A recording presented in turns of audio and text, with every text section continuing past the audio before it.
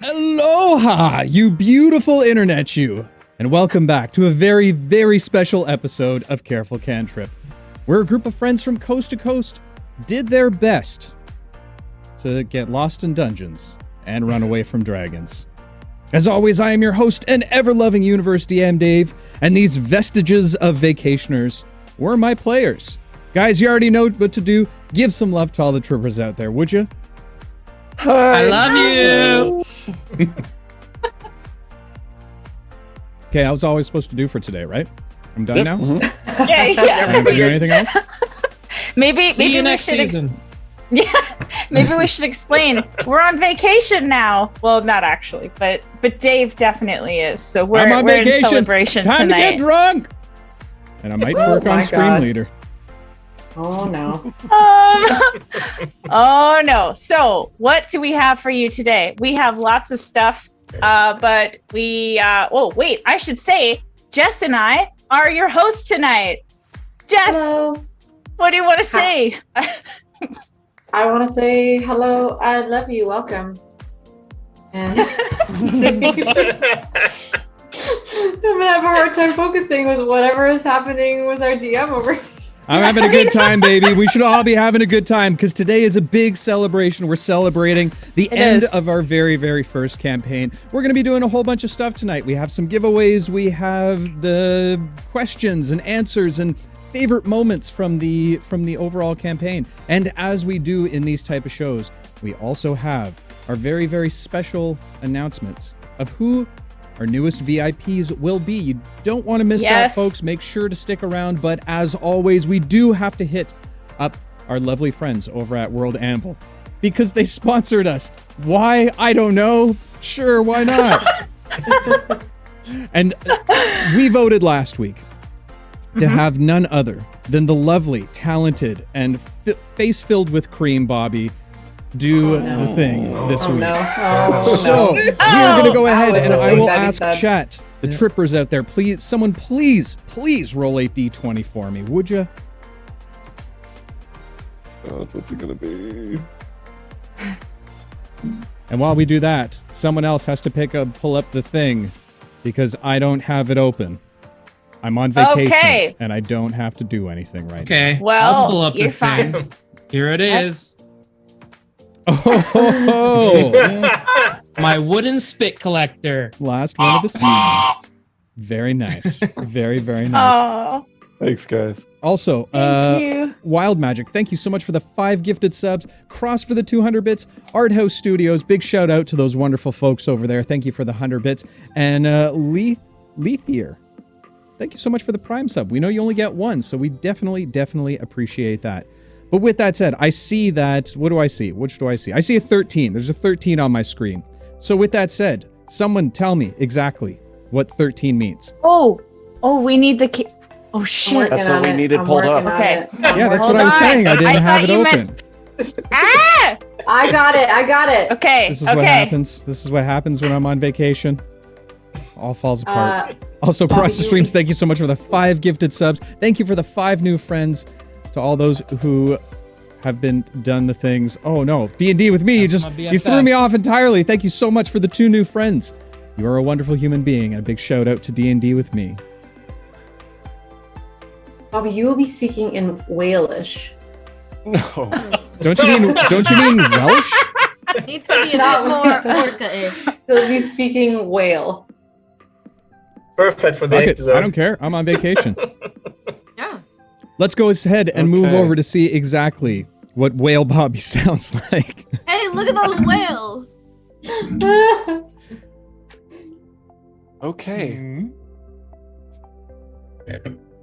This week, I did in order of the brown eye. The small cult worship what they believe to be a massive brown dragon known as Balrog.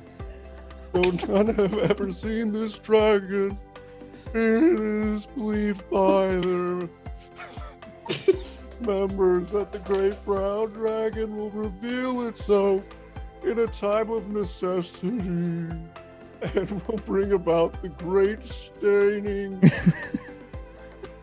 Oh, Bobby! What? He's getting Don't past like distract how me. I'm he's trying to be a saying whale. We leave the land scarred and burning. The acolytes have several rituals a year that they believe brings them closer to Balrog. One such ritual happens every full moon where the anointed will travel up a large ranking mountain to present their bums to the sky. By standing on their heads wearing nothing but their robe. The leader of the order is known as the Patriarch, while the lower rankings are known as Pooter. Those wishing to join the faith must undergo a horrific initiation, which involves them drinking a spiritual potion that will cause them irritability and digestive issues for 10 days and will be chosen if they survive the ordeal. That's my best whale, guys. That was, give him a round of applause, great. ladies and gentlemen. That was one hell of a whale. And thank you so much to World Anvil for allowing us to go ahead and make the Order of the Brown Eye. That was good shit. Oh god. And if, if you want to go ahead and potentially use World Anvil as well, you can use Careful Cantrip upon checkout to get 40% off your first 12 months to get all of the cool features like the whiteboards and the thingamabobbers and the family trees and all of that kind of fun stuff. Once again, thank you, and I apologize on behalf of all of us. Sorry, we're on vacation. Yes. Let's take it back over to our main screen so Raina Ray can go ahead and tell us about tonight's wonderful giveaway. Also, Fal, thank you so much for the 5 new friends, my friend. You are amazing and beautiful. And pretty awesome. muscular, might I say. Ooh, I put way too much rum in this. I think, Dave, you should roll the die, the D6, so we know who's going next week. And we can do a poll at some We're off point next week. during the show. What? Are we not on? No, next we're week? not. No, we not are. on? You're not. You're I'm not. But we're I'm going to not. get to that. Right. Make sure that you're not included. What am I rolling? A D6? Is that what I'm doing? D6 Sure. it is. It's a 4. Or as Bobby would say, 4.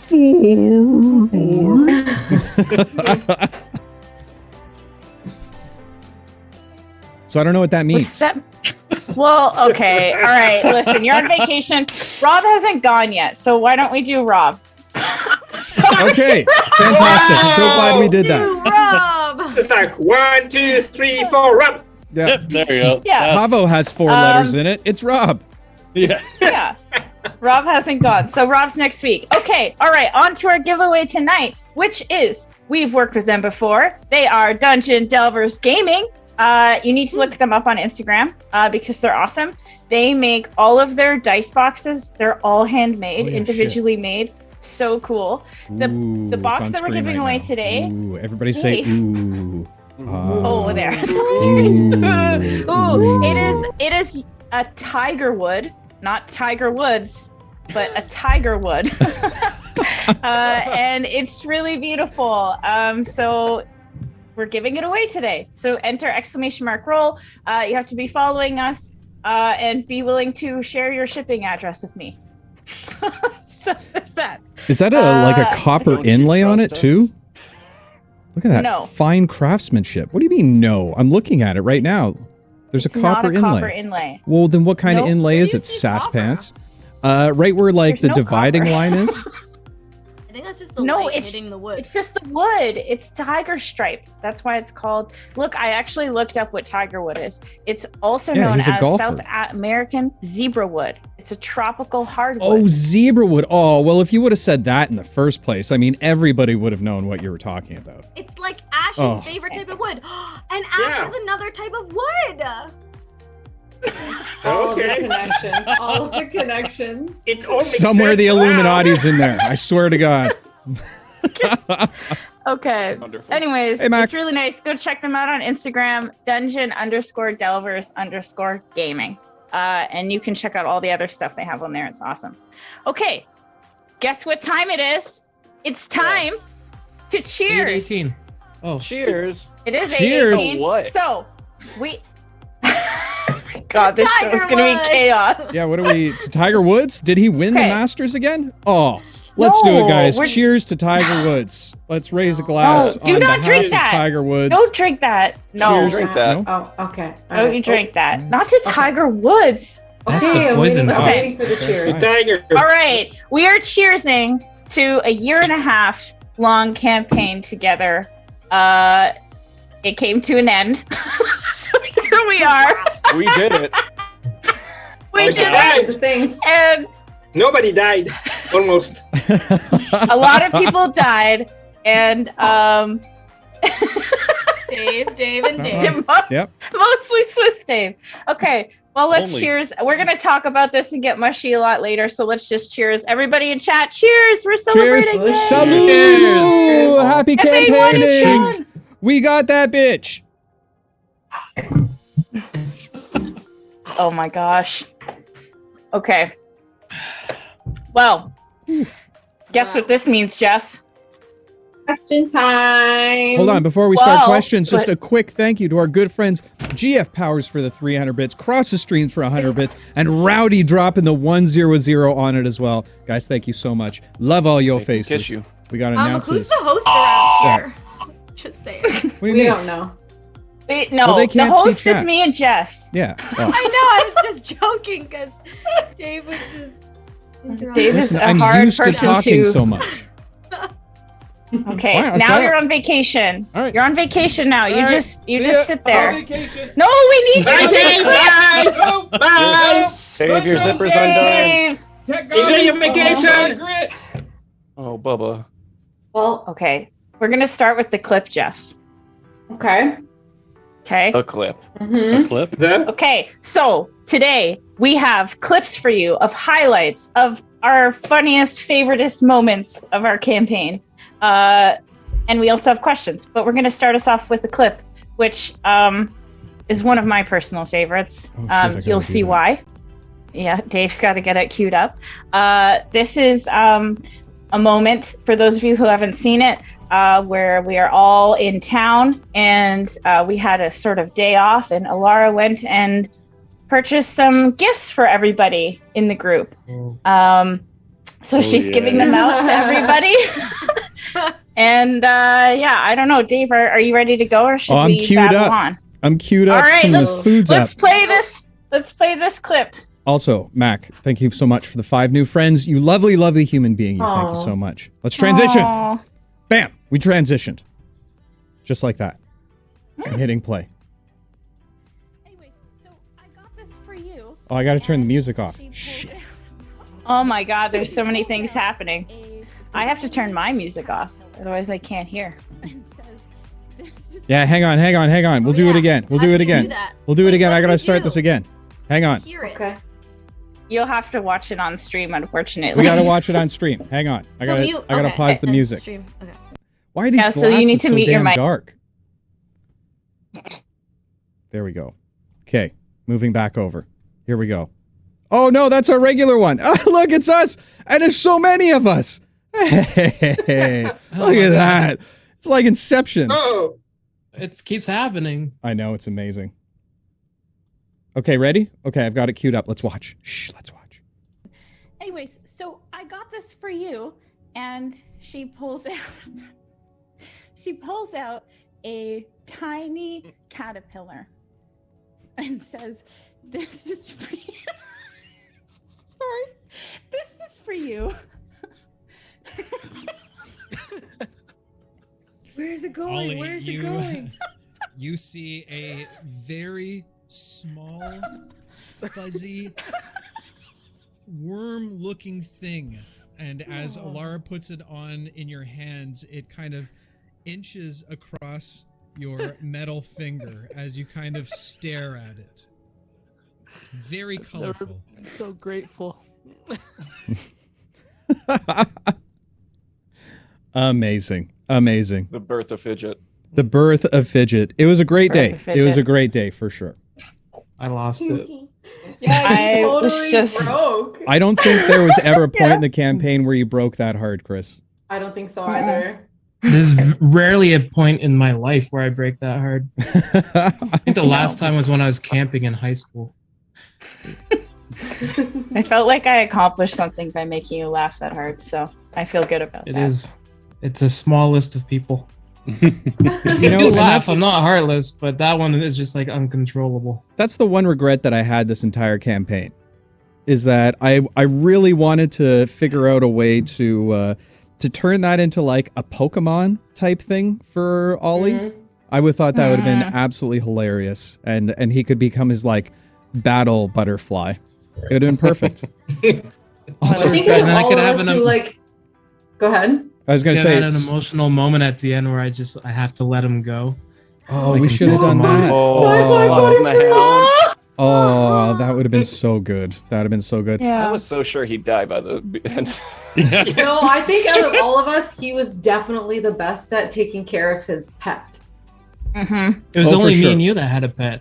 Yeah. Well, there was Shadow, There was Oh, yeah, Shadow. Shadow. But Well, nobody Shadow was a remembers familiar Shadow. though, so it doesn't really count. I guess. I'm gonna make but, a like, t-shirt None of that us just were says familiar. Shadow. companions. I also like. I also love the fact that Jess says, "Out of all of us, me and you, that's that I you were meant definitely the people- best." No, the people who had companions, like some kind of animal or like spirit companion. So me and Jess. It's true. And Well, I and mean- Reina. Technically speaking, I mean, Pavo was the group pet. I mean, Oh. Wow. Also, Allie, you beautiful human being, you thank you for the 5 new friends. Shout out to Spec Op Fox, Allie. who was an amazing guest on our show. Hopefully, we can convince her to come back, possibly for campaign 2. I don't know. Allie, hit me up. We should talk. Rare. You should call me. All right.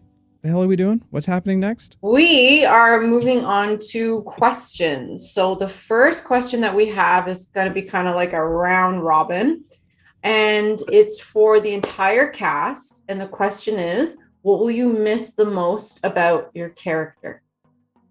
And then DM Dave, we have a special one for you too. What's the order Let's- that we're going in? Let's start with Rob. Yay. Round round. His virginity. I don't know how I'm gonna top that. So what am I gonna miss the most about Pavo? Yeah. Yeah. It was nice playing a character that actually had high standards and high morale. I don't usually play those, and so that's the one thing I'll miss. Okay, next, D. With just being sassy. Like, I'm not that sassy in real life. I'm really not. So, it's always fun. Chris. I'm gonna miss. Well, like what happened was when he started to, he had flesh and he was turning human, and I really laid in on the fact that he was learning how to use the bathroom, but I didn't like evolve him as a human. And I know like as the story like goes on without us, like he would definitely keep evolving as a human and have more emotional fits and stuff like that. So that's what I'll miss, like the development of a character that just became human, basically. And Bobby. Somewhere in between being like a sort of matter-of-fact kind of sassiness as well, but also just the wild magic and stuff, because I thought it was a fun way to like, interact with the chat and stuff and make things stay weird. So I wonder what DM Dave is going to do for Channel Point Redemption's next season. Ooh. Exciting. Ooh. I'd hate to be that guy right now. Oh boy. Reina. Ooh, okay. I think this sounds cliche. I don't even know if it sounds cliche, but her positive attitude, because there were some days when like I had really shitty days and then I'd show up and it would be initially hard to get into character, but then by the end of it, I'd be happy because you just force yourself to be happy. So I'm going to miss that, no worries. Swiss. I'm going to miss Shade Thirst for Blood. Yeah. Okay. Right. Yeah, well, that makes sense. Which character are we talking? Yeah, which Shade character? only? Shade, Or Ash, Or Alcor. about Alcor? Ooh, Or the next one better you had question. lined up. Which character are you going to miss the most? Hmm. Oh. I don't know. I guess Shade, because I never played like a guy so much ready to kill everybody. The other one were more were more reined in. But yeah, no Shade. Which leaves me, I think what I'll miss the most about Eli was how I didn't feel like I had to like tame his responses, which was nice because in my job and in my life I'm very like highly self-regulated. So it was nice to kind of just be able to say like, screw you, I'm gonna stab you, and all of that kind of stuff, and just kind of let loose whatever I wanted. Okay. I liked Fal's response the And- best. Eli will miss being alive the most. Well, come on. Yes. What side are you on? Oh, Okay, amazing. so I feel like because we asked everyone else, I'm gonna ask Dave a question. Yes. Dave, Hit me. which character decision shocked you the most? Which character decision shocked me the most? Well, that's a good question. That is a very good question. I would have to say Shade. When and Every time.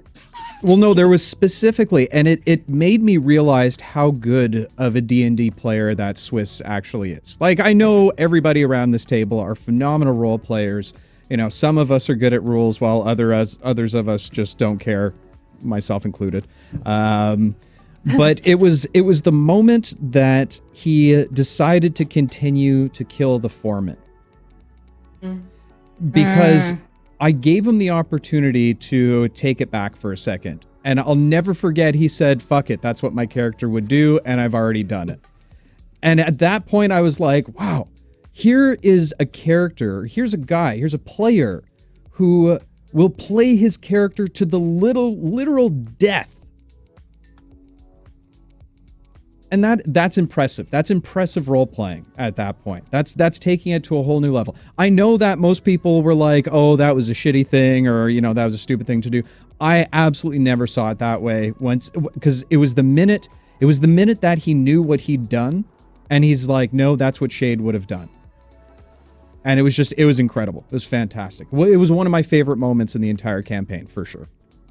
I mean, I don't think that would be like hard to top in terms of like what got our blood pumping the most. That was one of the most intense It moments. was a high tension situation for Huge sure. tension.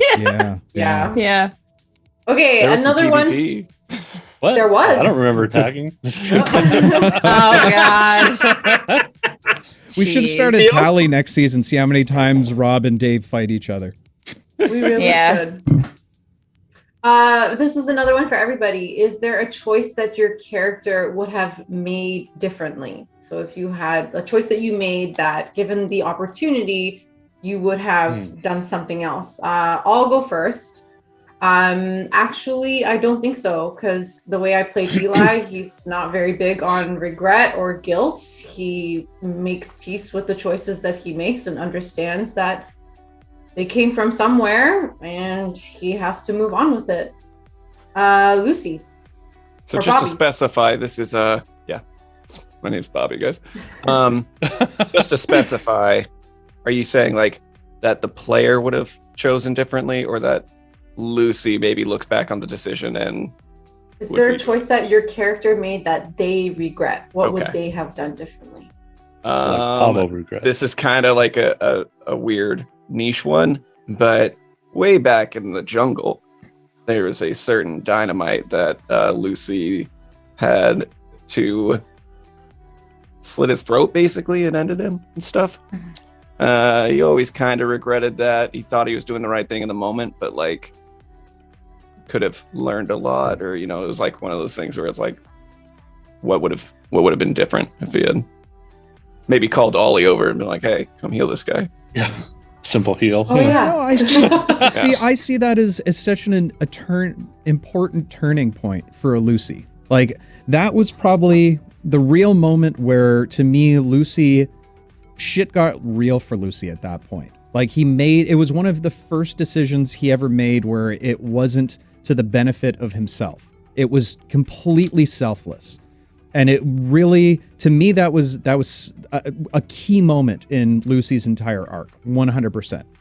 Yeah, me as a player agrees with you. Just Fair enough. For the record, but yeah. Reina. Oh shoot. I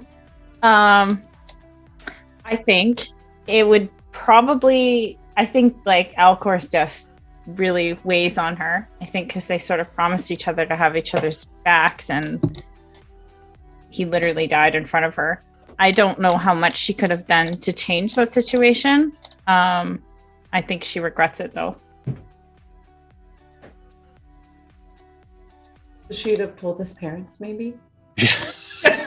Listen, listen. Let's get this on the record now, okay? Imagine having only 25 words. No, and it's true. Not it's the capability. True. It was a long time before I got access to an actual teleportation spell, and then it was like, do I derail the entire campaign to teleport to some people we've never met before, and then just say I'm sorry, Alcor died, and cry, and then teleport back? And I was like, she'll do it when the campaign's over. Or so in my head, it's and Alara. You have 50 words. Yeah. Yeah, no, I have to fully agree with Val. The biggest regret that Alara should have had was not taking Blood of 1,000 Valleys and Screaming Cock. Oh my god. I'm so the two sorry, greatest Val. spells I've ever homebrewed in my entire life. This next one I'm very curious about because we are coming to Swiss. The mind that birthed Shade. I have to say there was at least a couple of times when I had to rein Shade in because there was a couple of people I wanted to kill. I really held myself back not to do it. Who were they? I don't remember, but like when it was starting to get too long and people were starting to get aggravating, I was just like, this guy has to go. And like they seem to have like a lot of dialogue for that guy. Maybe I should let him finish what he's doing. So let me get this straight. Your only regret is not killing more people? That sounds about right. For Shade, yes. Okay. For Ash, I regret I didn't catch Yarn Lucy more and played with the Yarn a little bit more. Okay. All right. And then what about Alcor? I'm actually really curious about Alcor. But chose the wrong person. Yeah. No. The thing that I will most about Alcor is the whole arc he could have had and he didn't get, because I feel like there is a lot of stories to be told there, and I would have loved to know it actually. And no, Ash does not regret disenchanting the cloak. It was fun. Okay, well. Oh, okay. We're gonna like move papers on from aside that. and stuff. She had an accept apology speech ready. Rob. Pavo. Did Pavo regret anything? One thing, actually. He Meeting regrets you all in the first place? There's that, but we won't go there. No, actually, the only thing that he truly kind of regrets the decision that he made, because most of the things he did was always well thought out. But giving up the crystal baby. I knew you were gonna That say was that. the one decision that he made that he actually ultimately regretted, because once we saw him again under the control of Rosillian, that was just heart-wrenching for him, and he regretted it ever since. As far as everything else, no, he doesn't really have too many regrets. Hear that, He Shade? doesn't. Steve. I seem to remember a certain foot race where decisions could have been made a little differently. Oh, he doesn't regret that. He doesn't regret that at all, because that wasn't his fault. That was Okay, the all free right. will. We're not of a getting wizard. into it. Oh, come on. Steve, same question. Okay. No, I feel like no. Trix is one, pretty confident, and two, like used to being on her own and not really responsible for anyone else. So like her actions don't really affect anyone but herself. So whatever she does, and she's just gonna deal with it. I feel like there's not really anything that she's too concerned about.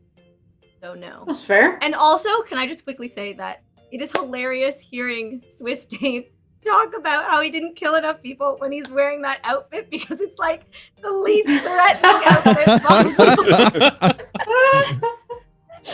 And last but not least, Ollie. I mean, well, Ollie kind of regretted things the entire campaign. Like whenever people would die or he couldn't be there for them, like it was kind of his whole story arc. So I guess if he could go back, his kind of regrets kind of connect with my regrets, because I was kind of learning how to play D&D, because it's like my second character in like a large story arc or whatever. And me learning kind of connected with him kind of learning to be a healer. So his regret is that he didn't prepare the proper spells. He didn't know in advance what spells he needed to carry with him. Like, could he have changed the events that happened? Could he have brought back Alcor like he brought back Shade? So his regret is just like not knowing enough every step of the way. Could he have told the truth to Eli about his father? Well, no, you know what? Chris actually brings up a really good point that I don't know if a lot of our audience members know, that how many of our players here are relatively new to D&D. I mean, there's three of you who essentially this is either your first or second campaign. And it just kind of like is amazing to me to see how much you've grown as players throughout the entire thing. I know things now. Thanks. Crazy. I know a little bit too. Every time I find myself like, it's like, oh, what does this spell do? And I'm like, oh, it does this. I'm like, why do I know that? Welcome to the world of useless information that you're going to have stuck in your head for the rest of your life. And then, Raina, do you have one for DM Dave? Yeah, I do. Dave, we have a question for you. For me? Okay, hit me. Yeah. What inspired this campaign? What inspired this campaign? You guys. Oh. Well, Not me, but okay. Yeah, no, definitely not Bob. No, I think that for me it was, I like to challenge myself when I write these campaigns. And I like to find ways of doing things that I've never done before or I've seen tried in the past and that just haven't, it hasn't hit very well. And for one thing for me is that I always have hated how people do time travel-y stories. I always think that a lot of it is a cop-out kind of thing. You know, there's a few out there who, you know, they've done a good job with it, but for the most part, I know specifically around comic books, because I'm a big comic book nerd and have been my entire life, they just kind of give up at the end and they're like, oh, well, they go back in time and, you know, fix everything and la-di-da, it's over. So I wanted to tell a good story that was centered around time travel, but do it in the sense of where the main characters weren't necessarily the time travelers and kind of seeing the ramifications of it instead. So that was really where the whole idea of the campaign came from. Nice. That's cool. Definitely What was that? making a joke because what happened? Bless you. I think your mic's mic going went crazy. weird. Really? Oh no. Oh, we're good. Yeah. Oh, Sounds no. like it's tooting. Yeah. Yeah. There's a little gas over there. Mute. That's better. there we go.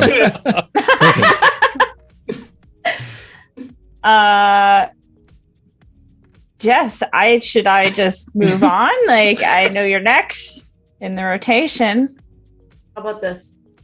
That sounds That's better. better. Yeah, Yeah. it works. Okay. Yeah. The next question that we have is for Lucy.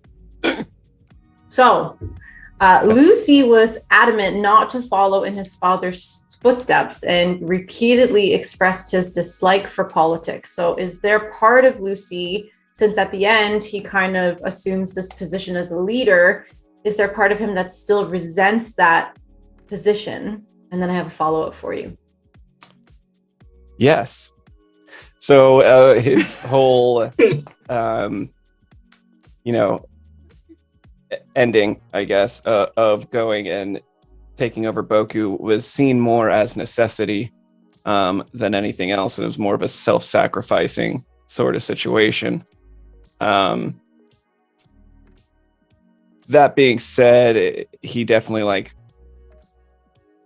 didn't view himself as a politician, at this point and everything that happened in the story. He views himself more as a leader, more of just someone to set an example and things of that nature. So while he still doesn't care for the responsibility, and I imagine at times he's probably away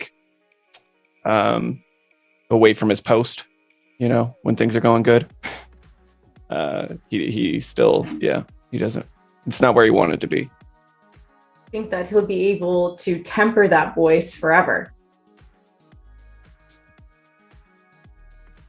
I was going to say we'll see, but we won't. I think he would be looking for an understudy, someone that he sees the same, morals that maybe someone in the party showed. He finds a young Pavo-esque kind of person and says, you know what, you can do this, and probably then groom them to become the next leader or whatever. On off. Yep. So that he can go and live his life. Nice. And then Reina, I think that's over to you. Yeah. You know what? You know what this means? It's time for a question for Eli. Wah, wah, wah. Let's do it. Are you ready? Are you ready? Okay. I'm ready. The group had defeated Russillian and were in a great position to defeat Thule as well. Why did Eli choose to sacrifice himself for the group in the end, even though before the battle, both Alara and Lucy expressed that this was not an option and that they would find another way? I mean, I think he was definitely put in the hot seat. Death said, I'll come for you when it's time. And it seemed like a now or never. So even if he had, if we made it, we defeated Thule, from his perspective, he would have lost that chance to set things right. Because it sounded like no matter what, unless you do this, this time loop will keep repeating and people will keep suffering. And in every time loop, there are people that you love that are going to suffer. So that's why he made the choice that he did. This coming from Alara, who doesn't listen to what people tell her anyway. Wow. That's fire. Oh, gonna air it all out tonight, aren't we? Okay. Okay. And now Alara, it's your turn in the hot seat. Okay, ready. How has what became of Russillian, Alara's hero and mentor, and also the premature deaths of her companions, Alcor and Eli, how has that impacted her perception of people in the world? Because she's so overwhelmingly positive, but she's been through a lot. So what impact, if any, have those experiences had? I think for her, especially because of her time necklace and everything that meant to her, she knew that time is finite for everybody. So death wasn't as I guess shocking for her, but I always wanted a coming of age arc for her. So in the beginning, she was really dependent, ignorantly, she didn't realize, but very dependent on people. And I think Alcor dying first was allowed her some major independence and some major growth. Sorry, Swiss Dave.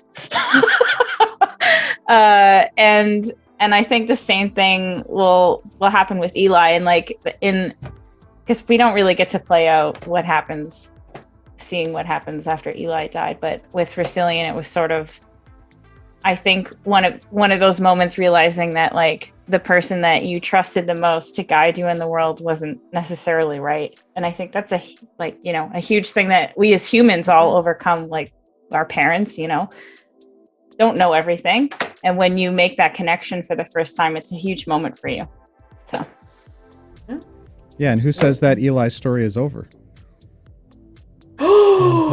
Oh!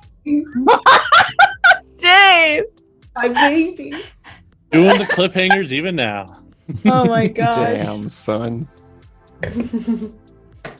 Okay, I think we need to do a clip now. So Dave, we are going to do the next clip on the docket, which is, actually speaking of Eli, a really great moment that Eli had. It was disgusting. Dave, you know which clip I'm talking about? Number 2? Sure do. I'm just getting it queued up. All right. So Dave, to you're set the looking very stage. cute today. Thanks, sir. Oh God. Oh my goodness. As I gracious. tip my fedora. Okay, turn the music off this time. Milady. Okay, to set the stage for this, we were all at a ball, not a ball, like a dance, a formal dance, and it was like our last night of relaxation. And Alara and Lucy are like dancing in the center, and I guess Lucy had played a prank on Eli earlier, and Eli wanted to get back at him. I couldn't Maybe stop not my music. do the I giant know. farts thing. I couldn't I know. not do it. Come on, guys. Okay, I press play now. Yo. A wind. Oh wait, it didn't start from the beginning. Suddenly, There we go. directly from the center of the room, a small fart is heard. A wind starts canvassing directly around the room. Bits and pieces of cutlery and leftover food now flying to all sides of the room. People now panicking. Is this how we all die? But worst of all, the smell that saturates the entire room makes almost everyone in tandem vomit. Does it look like it came from Alara or Lucy? Absolutely. Some kind of princess you are. I'm gonna spend the rest of the night trying to find out who farted. Tune in next week, folks, when we search for the mystery of the hidden farter. Suddenly, directly from... Jesus. Oh boy. God. Wow. Amazing. Can't believe you did that. Amazing. Oh man. And I see there was a question, a couple questions that people were asking about in chat in terms of how the echoes were made. Jess, fix your mic. Jess, your mic. Fartnado! Your mic. Fartnado 2.0! There we go. Came back, Gal. It was centered around the echoes, and I thought about it, and that might get explored a little bit more in campaign 2. You guys are just going to have to wait and see. Okay, so since Jess is miking right now, I'm gonna go. Are you okay, Jess? I think so, but it's stressing me out that this keeps happening. Don't worry. So we're going to Pavo, yes? Yeah. This Okay. is a question from Crimson. How do you think the relationship between Pavo and Muscles played out after the final battle? And then a follow-up. After the final battle.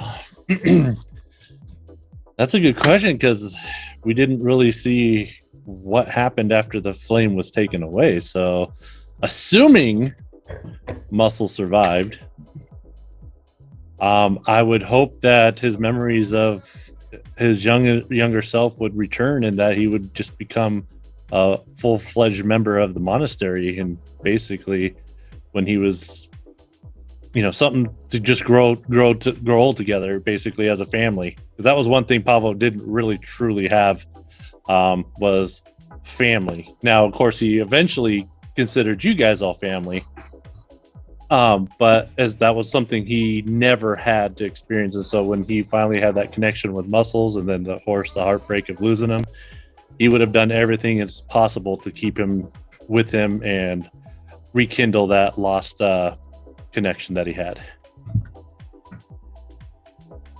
Assuming he survived.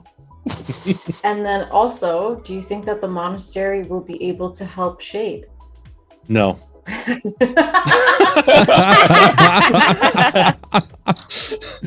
don't know. Oh my god. It's too much chaos in here. There was also Team of the best therapists in the world. Could have yeah, no, not at all. There's just no hope. There was a question in chat that I want to address. What is in Careful Cantrip's Roll20 waiting room? Oh, we and can't answer that. I don't think that terms of service would ever allow that, but maybe in like our final episode that we ever do of Careful Cantrip, I'll go back and show some of the things that these people have done. You think they're all wonderful people? Let me tell you, there's a whole nother side of them that is displayed in the waiting room. My reputation has been profaned in that waiting room because people use my color and draw unspeakable things. Yeah, We sure, all that's know what it who it was. was. Yeah. Say he's a rogue. Mhm. Hey, it's Sorry, pointing at me.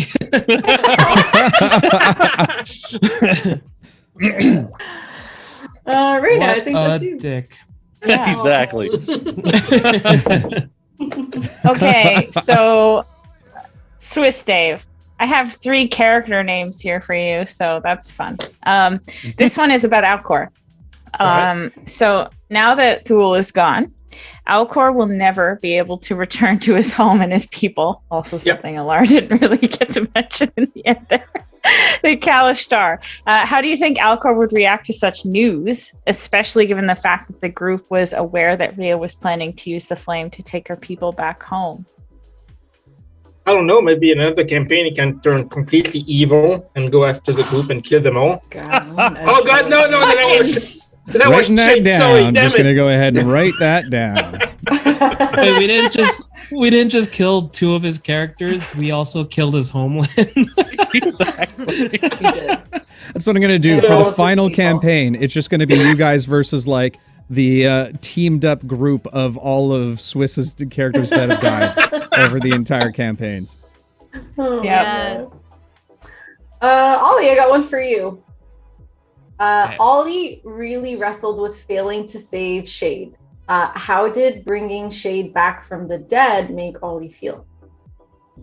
Oh, that was like it was like he had so much weighing him down, and then it was just one thing after the other. So the fact that he was able to go back and reverse one of his failures, it was huge, and it basically showed to him like that his learning and knowledge of healing and cleric studies, like how much it aided him and how much he's grown, and he's going to be able to prevent problems going forward, but he was able to prevent the problem in the past. So it's kind of like he feels like the worst of his failures are behind him now, and he can Nice. move on.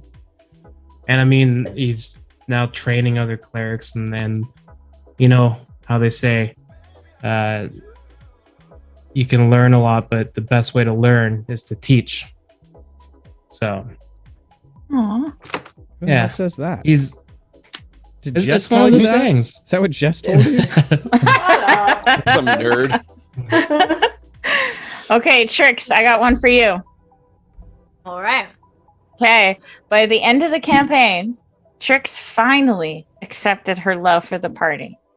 When do you think that the switch flipped and she realized that they were all actually important to her? And how long did you plan the spoons moment? Was it in the works for a while, or was it a spur of the moment thing? Okay. Well, Spoon's moment was just a spur of the moment thing. I was like, I need a way to show everyone that I went all this time and I feel like I didn't reveal any of my hair for the group. I don't think a switch was flipped. I think it was just like a progressive, gradual thing, which is why there wasn't anything to like relay that to the group. It was just like slow over time. But also, yeah, I think at the end, she felt like she finally gained a purpose. And then I think because she started out not really having a purpose. It was just running away from stealing shit and not getting caught. And so she was running away, got on the boat, whatever. And so I think like having this big war at the end was like, you know, now she had something to focus on and like a purpose and like something that was meaningful. And I think that made her like more aware of like all the meaningful people in her life, and then, you know, something to be sad about if it were to go awry. Nice. Oh, I like that arc. Yeah. yeah. Well, I think it's when she gave up her powers and took on Fergus. I think that was like the first real telling that she actually loved the people that she was with, because no one else would have done that. Like anybody else would have just been like, yeah, no, just murder them all and let's go party. But it was good. It was interesting. Hey, Pasta. Never hated anyone. So Swiss is now banned from being a warlock, right? Yeah. So that No! Give me power! Oh my god. Jesus Christ. Yeah, Swiss Dave actually made a pact with me that he's allowed to do any character that he wants. You say sacrifice a human for me, I say how many? Just one? Come on. Oh my god. Someone get him out of here. DM Dave, what did you learn from your players as a result of this campaign? Patience. Easy Wow. question. Easy question. Wow. backhanded compliment. No, I would say, what did I learn most from my players? I mean, in all seriousness, more patience to give you guys time to do what you wanted to do. As much as, you know, and I have this conversation with people all the time in terms of, you know, what a sandbox is versus a railroad campaign is.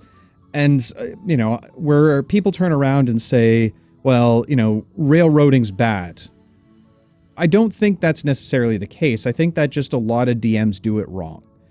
In the sense of, you know, a true sandbox campaign is something that you can go anywhere, do anything at any given time. But it doesn't give you a consistent story. There's got to be those plot points that you go along. And that's how I've always kind of managed my campaigns, where I'm not necessarily railroading. I want to give the players the agency that allows them to do what they want to do, but still have that consistency of the collaborative storytelling that's actually happening. And I think this campaign, far more than none, it gave me an opportunity and insight in terms of how to give better agency to the players, to allow them to have much, much more of a story, and almost have that as a side focal point, as opposed to just having that as a secondary focal point. And aside from that, you know, players, I didn't necessarily learn it this campaign, but players will always surprise you. And that was just reinforced so much more. But every single time, it just surprised me. You know, what got me was the speeches. When you guys had to do the speeches in Trellis. You know, the fact that I put you guys on the spot and you absolutely delivered through and through. It was just such a proud DM dad moment where, you know, it was like, you know, these people that, and a lot of them brand new, are now, you know, profoundly good D&D players. And I think that's kind of the main things that really, you know, hit home for me over the course of the campaign. Also, we have a redemption from Crimson to hydrate, and I will cheers to that, Cheers. my friend. Cheers.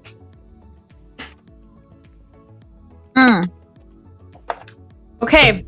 Well, with that, I have a question. We're going to take it back to a round table. This is a question for everyone. What was your favorite moment for your character? I'm just going to start with Jess. Why? The one that's coming to mind right now was just some of the moments with his little sister. Those are the ones that really hit home. Like with the sweet buns in the morning and all that kind of like family stuff was nice. And also climbing the dragon. Oh yeah, that was a doing nice all the moment. stabby stuff. Yeah. Okay, next, Rob, you're up. Favorite moments. Well, I got a couple different ones based on different categories. Like, fun moment was obviously drunk Pavo. That was crazy. Sentimental is the pool with and bonding with Crystal Baby, and then as far as building a friendship overall, the little moments that he had with Eli. Eli was the first to give him a hug when he fell with the ogre. Then we had I took Eli for a fly over the trees, finally breaking that canopy and stuff like that. So finding a true friend, for Pavo. Those are the 3 top moments for Pavo. So there was our awkward date. Yeah. Yeah. So cute. Okay, Bobby, you're next. Man, I knew this question was going to get asked. I struggled with picking one moment for sure. So I picked 3. It was somewhere in between. Obviously, the first episode for me was huge, just because it was getting introduced into a party that already existed and stuff and all that. So that was fun. As far as story wise goes for my character, the speeches that we all had to do for that one episode, that was a really cool moment. Turning into a cow, that was a good one. You're welcome. But yeah, No. You can't take credit episode. and then not do it. No. It doesn't work that way. I'd have to say my first episode probably was, meeting everyone was and doing all that because in a way it was really me meeting you all in general. Not even It just really in character. was. It really was actually this is who I am. Yeah. Actually, I have a question, and I don't mean to jump in, but You will. I'm going to. Bobby, when you first joined us, the first episode, clearly you had a good time, so you stuck around. But then shortly after that, I asked you to join, and I don't think it took the 3 episodes that you were just supposed to be kind of the guest on. I think I asked you pretty much right after the first time. Did you ever expect this? And how do you feel about it being your first D&D campaign ever? I did expect it, and I knew that everything was going to be amazing. I'm just kidding. I didn't expect it at all. I was like, that's so nice. Very much. I was very much surprised by not only you all, but the community for sure. I didn't, because I didn't even know D&D. I didn't really know the D&D community and stuff. I didn't know how people acted. I thought there'd be a lot more shit talkers than there were. But pleasantly surprised for sure. So. Okay. I think that is No. time. No? Nope, because I Nope. still need to ask more people. So right. just because Dave jumped in the middle of our roundtable, and I also forgot which question I was asking. Dee, what was your favorite moment for your character? Oh yeah, also a tough one. I think if we were asking her, she probably when she decided to say goodbye to Fergus, because I was just like, fuck yeah, freedom! That's probably what she was thinking. And then also doing the speeches for sure, because that was like I was saying about her purpose. I think she's really realizing at that moment, so that was a good one. But then just for myself, just anytime we got to rob people, especially those old people, I feel like that was so funny. That was so fun. Yeah, or planning any sort of pseudo heist or whatever. Planning? What's that? Who's that? We never planned. I use Never heard of her. That's where we talk about doing something for 30 minutes and then completely do something else. Yeah. The shit goes wrong immediately. Yeah. Okay, Ollie, you're next. What was your favorite moment? Ollie's favorite moment is kind of 2 moments, but one moment is very brief. It's just him turning human. Because of the second moment where he has the time with his dad, and his dad kind of acknowledges him as his son and his own individual person, because the story before the story was that Presage had lost his son, and out of the heartbreak had built Ollie out of all with all his blacksmithing techniques, and then used the last of the Drellium to make his heart, which was why Ollie had his free will and he wasn't exactly like all the other Warforged. So he knew that he was a replacement, and that's how he kind of felt, even though he was treated like a son. So just getting that acknowledgement was a huge moment for him. Nice. Okay, Swiss Dave. Let's you have so many characters. First, What's your Hey, Elvie. yeah. Alcor. Yeah. I think the best moment for Alcor for me was when Lara came to tell him off because he wandered off that night and she didn't know where he was. And I turned everything back and made it all about her trying to punch the parrot in the face. Gaslighting of Alara. Yeah. I forgot because Alcor died, and you remember people fondly when they're gone, and that you bringing that up just brought me back to how enraging you were as Alcor. So thank you for reminding me of that. Okay. All right. And I think for Shade, what Dave said, like when I fought the sheriff or the deputy or whatever his name was, it's not exactly the fight itself. It's just like, okay, I should do this, but if I do this, this will happen. But you stop the thought process that I should do this and never get to the but. And that's what I loved about Shade. It's like you never get to the but. It's like when I broke that guy's neck, it's like, yeah, I should do that, but there is no but. Let's do it. Yeah. It's just like that way of thinking that was like really different with Shade, so which I loved every time I could do it. Mm-hmm. Also, Welcome, Raiders. Yes, hi Raiders. Hello, Raiders. We're doing a campaign wrap up. We finished last week, so we're doing a bit of a talk show. We're answering some questions. We're doing a giveaway, so you should enter ! Roll. We're giving away a really pretty dice box from Dungeon Delvers. Should I show him the dice box? Yeah, show him the dice box. Show him the dice box. Warn them, it's not a blue box. It isn't blue. It's Tiger Stripe. Wood. Tiger Wood. A beautiful, beautiful dice box that is going to be given away by our friends over at Dungeon Delvers. Amazing, amazing woodworkers. If you want to enter, just go ahead and do ! Roll. All you have to do is make sure you're following us, and you can absolutely be the winner of this wonderful, wonderful box. Okay.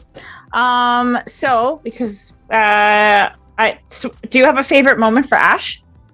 Not really. I didn't get to explore him, but like playing with your and Lucy was fun for me. Yeah. It's just like taking the cat part of the character all the way to its instinct and just like doing cat stuff. That was fun.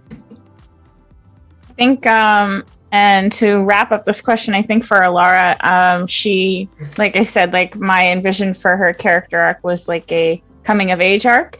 So I think the moment where she was able to say no to Rosillian was a huge turning point for her. I'll leave it at that. Okay. Also, we did have a question in chat. Is there a region restriction on this giveaway? I believe the answer is no. No. Yay! Wherever you live. But you do have to be willing to send me your shipping address. So, do you trust me? Don't phrase it like that. Put it that way. You trust me? I'm just kidding. I'm not, but anyways. Okay, we need to show another clip. So, for those of you who just came in, we're doing like little highlight moments from our campaign. This one is, to be honest, I'm not sure. Jess, I don't. Do you remember it? Are we talking about number 3? Yeah. This moment, when this happened, I actually thought this was going to go terribly, and it ended up being like one of my favorite moments in our whole campaign. This is when we're talking to the Dynamites, and Lucy does the whole thing where he polymorphs into a T-Rex and he pretends to be their god. That's this one. And yeah, it ends up going, and then he realizes he can't talk. Yeah. That's a good one. It's so good. And you're just like saying Canadian province names, I think, Dave. Yeah.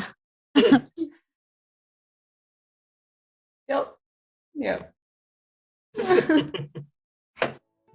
Okay, let's watch. Completely circling around you, holding makeshift spears, very primitive in nature, towards all of you. Perfect. I'm going to take Thanks, this Crimson. opportunity.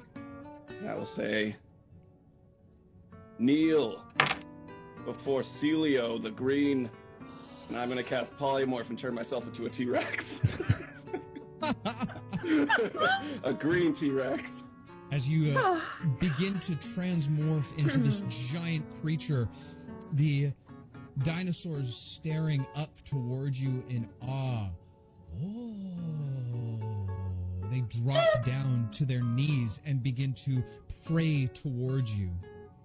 Saska chua, saska chua. I can't talk anymore. So. The group. Oh, another amazing moment. I'd completely forgotten that I had said things like Saskatchewan. Yep. Yep. Like Celio Green. Yeah, Celio Green. I forgot that I said that. That was a fantastic one. All right, Jess, you're up. Yep. This question is for Lucy. No, Dave. Dave. Oh my Dave. God. Who? What? Dave, you Where? gotta Why? do Dave. I gotta do me Okay. on stream. Then, am I doing the? Oh, okay. I'm just gonna do this one. Yep. Why did Alara and Lucy's hourglass necklaces sand run in? Yes. I wanted to know this forever. Mm-hmm. Me too. Dave's panicking now. He's like, ugh. No. Like I didn't actually have a reason. Because That was a cool opposites idea. attract, and you guys ended up together. Aw. Sure. Let's go with that. That's awesome. Yeah, let's go with that one. It's not wrong. Okay. No, No, it you was, can't just say that's it, Dave. That's. Go ahead. Okay. Well, both of them were gifted the necklaces by Maxon. I mean, essentially by Racilian through way of proxy. So where Alara's would move forward, Lucy's would move backwards, so that when the time came, the two would be able to converge and be in the same spot. And it was interesting because it was kind of like, Alara was pushing forward and learning and, becoming more of the character that she would eventually become, where Lucy had to regress back a little bit before he could move forward. So that's why when they both kind of matched at the same time, it was the moment where they were both ready to move forward together. Oh. I thought Nice. they might Thank you. have been in like different timelines or something like that. I thought maybe one of them was like from the past or something Yeah, I was wondering. real wonky. No, I don't make cool things like that. I just do character arcs that sound good in my head. Heal it. Yeah. Okay. Oh my gosh, I just realized. Okay. All right. So, Bobby, you're next. And it's kind of funny that I landed on this one. The next question is, how do you envision the future with Alara? What a wonderful question. No, I think, Lucy and Alara. Okay, let's get into this. So, I think they'd stay together for like about a year. I'm just kidding. What? I envisioned that the way it kind of played out in my brain is that upon defeating Racilian and setting everything straight, they went back to rebuild Boku, right? So any kind of wedding ceremony or anything like that would likely happen after, like, ribbons cut, completion of, rebuilding Boku and everything. And I also imagined that they built a statue in Eli's honor as well. Oh, yeah. In like the town little square statue. to replace the statue of Racilian. Right. So it would have Makes been kind sense. of a big like moment of tearing down this statue and we're building up a statue for Eli. And then once everything had been fixed and the town was back up on its feet, or city, that they would kind of have like a wedding ceremony and live a long and happy life together until he finally got tired of her and kicked her to the curb. So when she turned 30? Roughly. Okay. Wow. Fair enough. Dave has been making that joke with me for years. And when I turned 32, he's like, hey, you made it. I'm like, wow, fuck you. Rude, right? Okay. All right, Jess, you're up. Oh wait, I guess hold I'm- on, because there's Powers asked an important question. How many kids? I do imagine that they did have a kid, Mhm. but this is kind of a two-person answer where obviously Raina would have to answer as well. I imagine they had one daughter, but I'm curious Yeah. what you imagined, unless this question's coming up for you too. No, it's not. So I mean, well, we drew her. So We did. That's we did. what I Avery, I envisioned as think well. her name was. So yeah. That's it. Yeah, Avery, Eli, Vander. something like that. Yeah. Stop it. Yeah, and she was a rogue, but she had like some features of both Lucy and Alara, which I thought was cool. Yeah. She had Alara's red hair and a strip, kind of like how Lucy has, except it's white. Yeah, Mhm. kind of neat, fun stuff. Yeah. It's my campaign 2 character. Spoilers. Oh my gosh. That would would be be funny. amazing. Also, yes, Yeah. Pat, Alara figured out sleepovers eventually. Yeah. That's fully Yes. canon. That's fully canon. Technically, it was They had a daughter. They consummated the relationship. That's Oh no, Here we that go. word. Here we go. Okay, I'm gonna go to Alara. What was the focus of her studies after the campaign? Ooh. Okay. So, when I started Alara's character art, this is interesting because I wanted her to be like super power hungry in a naive way. So I think like everything that she learned from Russillian and everything that happened with Thule and all that stuff, I think her next goal was to like learn everything she could, but to work herself into being like sort of like a guardian of time, as opposed to sort of like how Russillian was teaching her to like take control of time. It was more like learn everything she can so that she can protect it from other crazy people. so. What you're saying is she did actually become Sister Time. Yeah, I guess. Yeah, that's Damn, nice. I'm good. Fuck, I'm good. Time is like fisting in a whirlpool. Oh, That's no. not what it was. That's not what.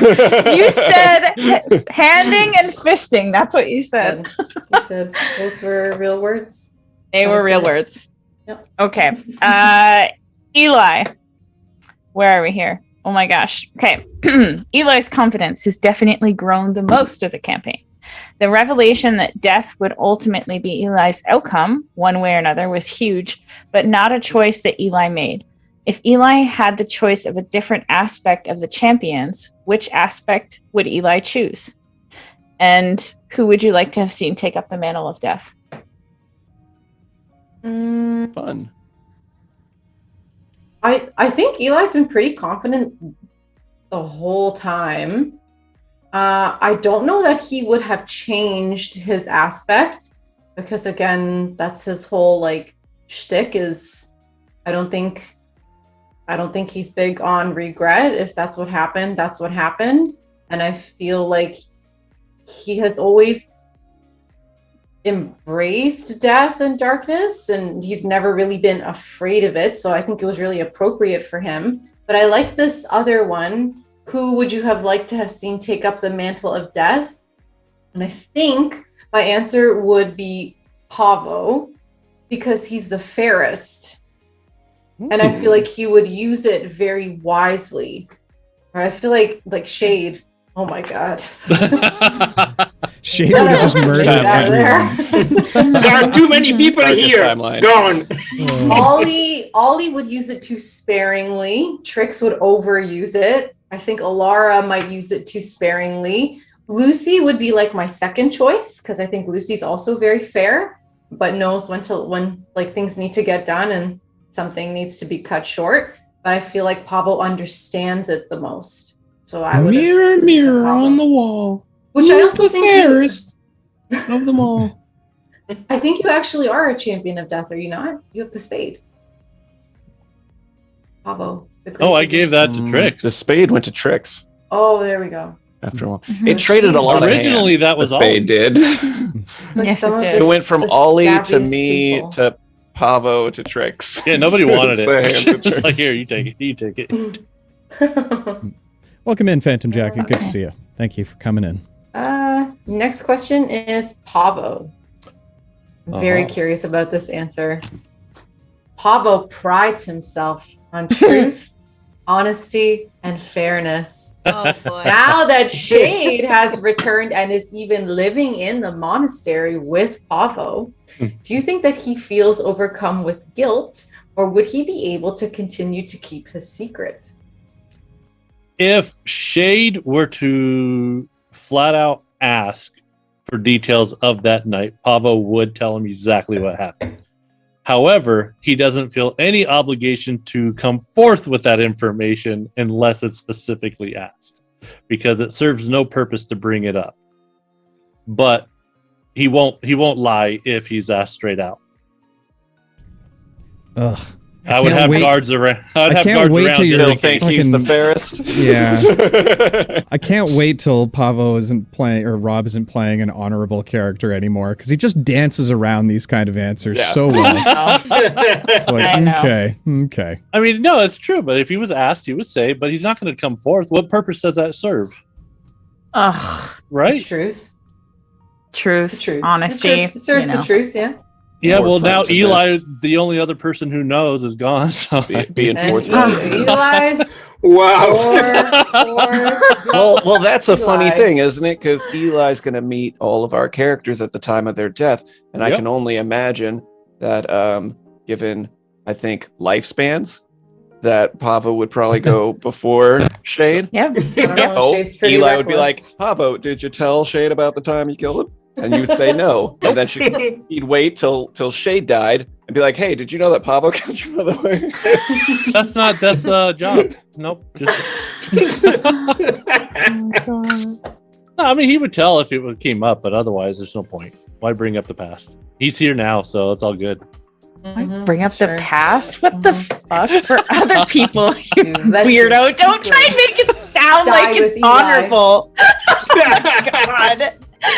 Jesus. All right. Next question is for Swiss Dave.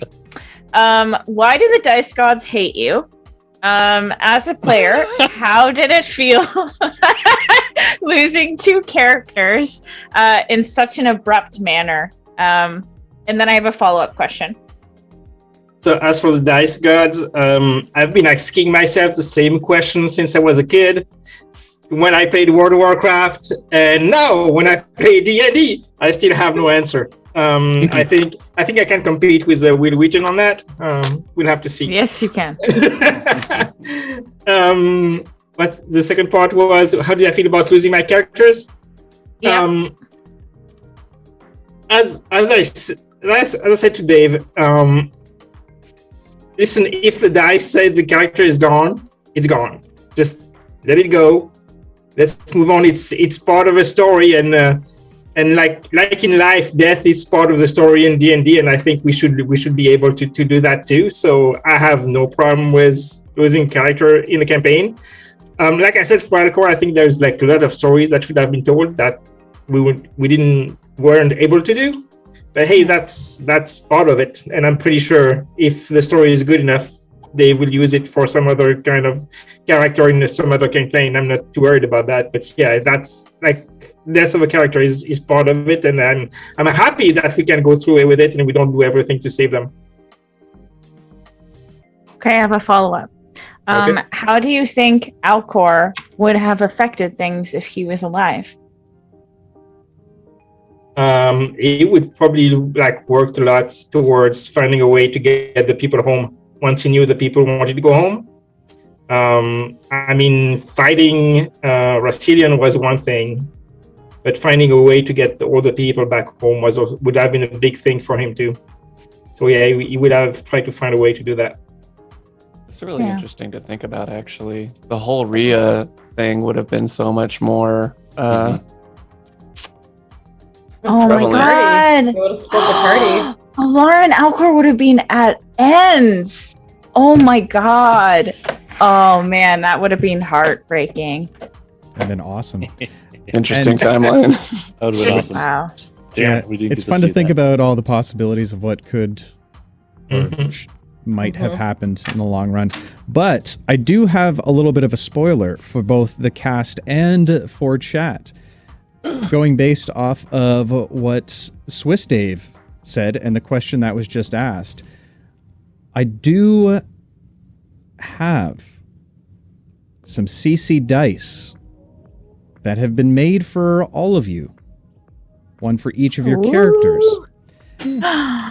And we might be making those public for you guys to potentially get yourself. So they are going to be limited run because I don't have a huge manufacturing, but we will definitely we'll keep you posted on all that. So stick around for C2 when and they are amazing dice. I made them myself. Pretty proud of them. They do have our logo on it, and they're actually oversized dice. So they're a little bit bigger than what you would usually see. But we will keep you posted on that as the summer goes. Okay. We need to do another clip now. So, Dave, cue up clip number 4. This was a huge moment where we all learned to never trust DM Dave. Also, we gained PTSD at parties in game. Basically, this is a moment we were at a ball and we weren't wearing any armor. We were dressed up. Every time DM Dave's like, "Oh, here's this fancy thing. Let's take all your armor off and give you these fancy clothes." Shit goes down and we're fucked. Anyway, so we're having a lovely evening, dancing around, eating, and then this is, I guess, where the clip comes in, and you can see our reactions to at the time the BBEG. Oh, hang on, I gotta do the music thing again. Damn it, I keep forgetting. Okay. This is why you play a monk. You don't have to worry about that stuff. Okay, starting the video now. That's when you see a small man in a black suit smoking a cigar. Well, just call me Uncle Darius. And let me tell you all, the party's just about to get started. What did I say about this party? Before he light another glass, he seems on the edge. But that, my friends, Heart is racing. is a story for another evening. I'm so triggered. Mother. That's when you see a Yeah, that was definitely, unquestionably, one of my favorite moments in the campaign. It was just so, it was so perfect. It was all planned out. You guys walked right into it entirely, and it was just like it just has to happen. Also, just a quick so long farewell, and see you very soon. Hope you're feeling better, Madam President. As always, hopefully you feel a little bit better in the days to come. All right, Okay. Jess. Yes. We have a question for Ollie. Oh. Shade is a wanted man in the eyes of Ollie's father, Lucius Presage. How far is Ollie willing to go to defend Shade? Ooh. Well, Ollie would never let him be killed. I don't think my father would do that. He's turned into man. I would probably, try to defend his freedom, being like, he's already died. What other punishment does he deserve than that? I definitely would be fighting for him, but you know, the whole thing that Shade did and killing that guy and stuff, it still rubbed Ollie the wrong way. Like, that was not the correct response to that situation. So he might make suggestions of chores that Shade can do or something like that. But he would keep it light, and he wouldn't, like, you know, doom him to a life of servitude or, you know, anything like that. Just, you know, a little slap on the wrist here or there. I'm just picturing Shade with like an apron and like a duster. I'm picturing Ollie as a defense attorney. Let's not bicker and argue about who killed who. I like how that was tough to answer. It's tough if I'm thinking like Ollie, because he, you know, how did Pavel feel about that situation? Yeah, Pavel. Did you care about killing him after he just senselessly killed a bunch of innocent people? I wasn't trying to kill him. My gosh. Subdue. Well, it was an accident. The result is the same. Sorry, I didn't mean to. Well, there's intent, and then there's, you know, so, I mean. Jesus. I meant to shoot the other guy. I'm sorry. Okay. Next question is for Trix or D. On the boat to Qatar, Trix agreed somewhat willy-nilly to be friends with Alara and Alcor, and the rest was history. Do you think that given the choice and knowing how her experience with the party would end, Trix would still have decided to tag along? If she knew in advance what was going to happen? Yeah. Yeah, because she found her purpose. She learned to love. Trust people. Trust people. You know, learned that people can be helpful, and not just helpful in like a practical sense, but helpful in like the emotional sense. You know. So yeah, I think yeah. Okay. Next question is for DM Dave. So this is from Crimson. And Ooh, I he love says some questions. there really are not enough words to describe what you and the crew have accomplished here. Through many chats after the show or through world building, I've had the pleasure of asking you all sorts of questions about the campaign and about life. I only have one question for you now. Are you ready for the next adventure? Oh, we paused. I'm thinking about it. Like, I really want to do this again. Actually, yes no, and no. I quit. Yes and no. Okay. As I kind of said in our last session, and I'll probably get into a little bit more detail later, you know, this is, in all the years that I've been DMing, this has been, without question, one of the most incredible experiences, both as a DM and being able to do it with all the trippers out there, and, you know, seeing a community, you know, garner behind us and everything that's gone along with it. It's just, I'm not ready to let it go. But at the same time, there is always an adventure around the corner. There's always something more to be had. And I think that this is just a preview, a prologue of what's to come for Careful Cantrip. Oh, I like I'm that answer. scared. yeah. It's terrifying and really inspiring. All right. We've got another roundtable question for everybody. Is there anything, and you're allowed to say no to this question, so don't feel pressure. Is there anything you've wanted to say to another player or an NPC that you never got a chance to say? If so, what was it?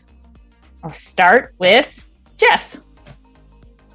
I think that Eli, until like he was with the group in his very last moments, and that was the only time that he was ever able to bring himself to say like I love you guys, but I don't think he got that chance with like his dad and his mom, and I don't think he ever actually said it to his sister. So I think he would have. I'm sad that he couldn't get there. I think he was hoping he would come back. Okay, next is Rob. Still thinking. Okay, we can come back. Do you want me to come back? Yeah. Okay, next is Bobby. Not being able to tell Eli that he was actually just using Alara to make him jealous. I think that is probably... You're the worst. Why? No. He never got to tell his, well, not in the campaign at least, tell his father that he forgave him. That's big. Which is like kind of a thing that never got talked about, is that I joked about Lucy killing his dad all the time, and even kind of made some actions towards trying to do so, but in the end, I think he realizes how small of an issue it was in the grand scheme of things after actually going out and understanding the world now, that he would inevitably end up forgiving him. Can I ask a follow-up? What about Maxon? He said everything he had to say to Maxon. You know, he made him aware that he's always viewed him as a father and stuff, where his dad wasn't, and that he loved him. And I don't think there was any words left unspoken in that relationship. So. I think we need to. First of all, there's a hype train happening right now, so thank you, Carnell. Oh yeah. There's a what? Thank you so much for the 5 new friends. Very, very much appreciated, my friend. I'm glad you're still here. Across the streams for the 100 bits. Thank you so much. GF Powers, you wonderful human being. Thank you so much for the 200 biddies. I love it when you show me your biddies. They are just so round and plump and amazing. And they make me want to blow. Oh my gosh, Rowdy. Okay, listen. Thank you so much. 1,000 bits. Thank you so much, my friend. It is very, very much appreciated. Y'all are far, far too kind for us. Let me kiss you. Oh, okay. I can't even. This is our second hype train. You guys are crazy. Too crazy. You're too much. We love you so much, and we don't deserve you. Okay. Next is D. I forgot what the question is. Right. To be honest. Nothing to say to another. Nothing to say to someone. Yeah. Yep. Or NPC. I think I'm fine. Not talking more to Cherry Bombette. Ooh, spicy. I like it. Okay. Ollie, Chris.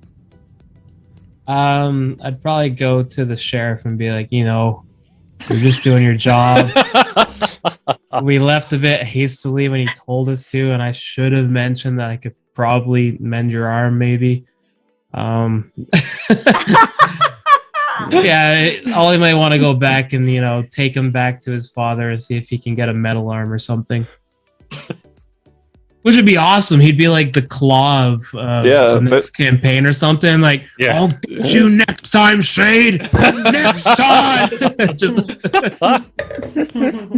That does sound like a cartoon villain. He's the Minotaur sheriff with a metal arm. Yeah, that would. The metal arm of the law. That would be awesome. All right, Swiss Dave. Shade is very conflicting about losing his arm, his wooden arm.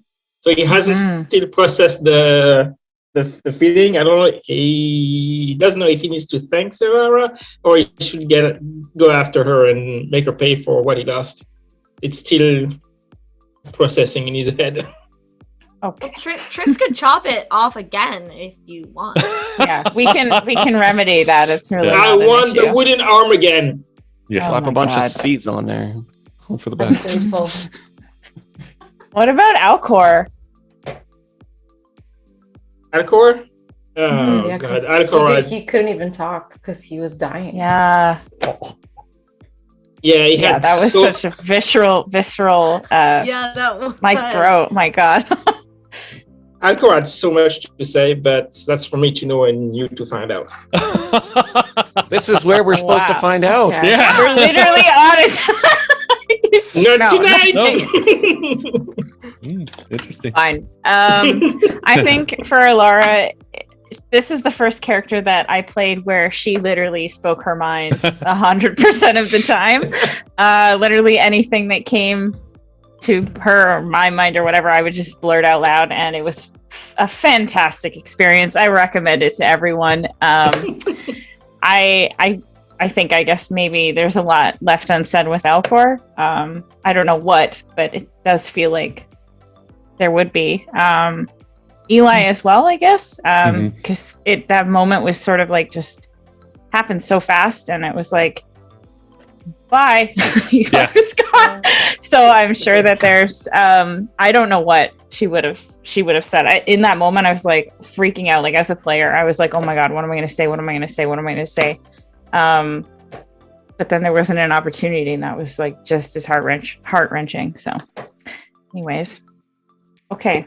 So yeah, Where that are would we? have been close to where Pavel was too. About the only thing conversation-wise he regretted was not being able to tell Eli, because the fact that Eli confided in him about the decision ahead of time that he was faced, it would have been more of not a goodbye, obviously, because Pavel would have seen it as, okay, this is just temporary till we meet again type deal, but to let him know that he was proud that he stuck to that decision, that he was able to, amongst everybody telling him one thing to do, but to put what was necessarily at the time of what felt right to do ahead of everybody else, that Pavel would have been proud. Love you, Pablo. Okay. Yeah. Okay, So we- we're doing a clippy clip. Yeah, we need to do a clip. Fifth clip. This clip, it's funny because I think we were all, as players, legitimately shocked, and as characters, legitimately shocked. And the clip is super short, but I think it's one of like our highest viewed clips on Twitch, I guess, because I think everyone is just instantly panicking. And to sort of set the scene, we were in a really intense battle, and this portal was open, and the only way to close it was from the inside. And there was these like monsters coming through, so we had to shut it. And I think we were all sort of like debating like what the heck we were gonna do. So I don't know if that was enough time for you, Dave, to set that up. Okay. Okay, that's okay. We're just Hey, chat, you're cute. How's it going? Yeah. What's up? I want to treat you nice. I'll take you out to dinner. Whoa, Crimson, put More some pants fancy. on. That early on, somebody said that Rob looks like the person who flew us all to this vacation. And I thought that was hilarious because of the headphones and the The headphones and the pilot jacket. Oh my god. Can you give us your best like pilot, like we'll be arriving and stuff?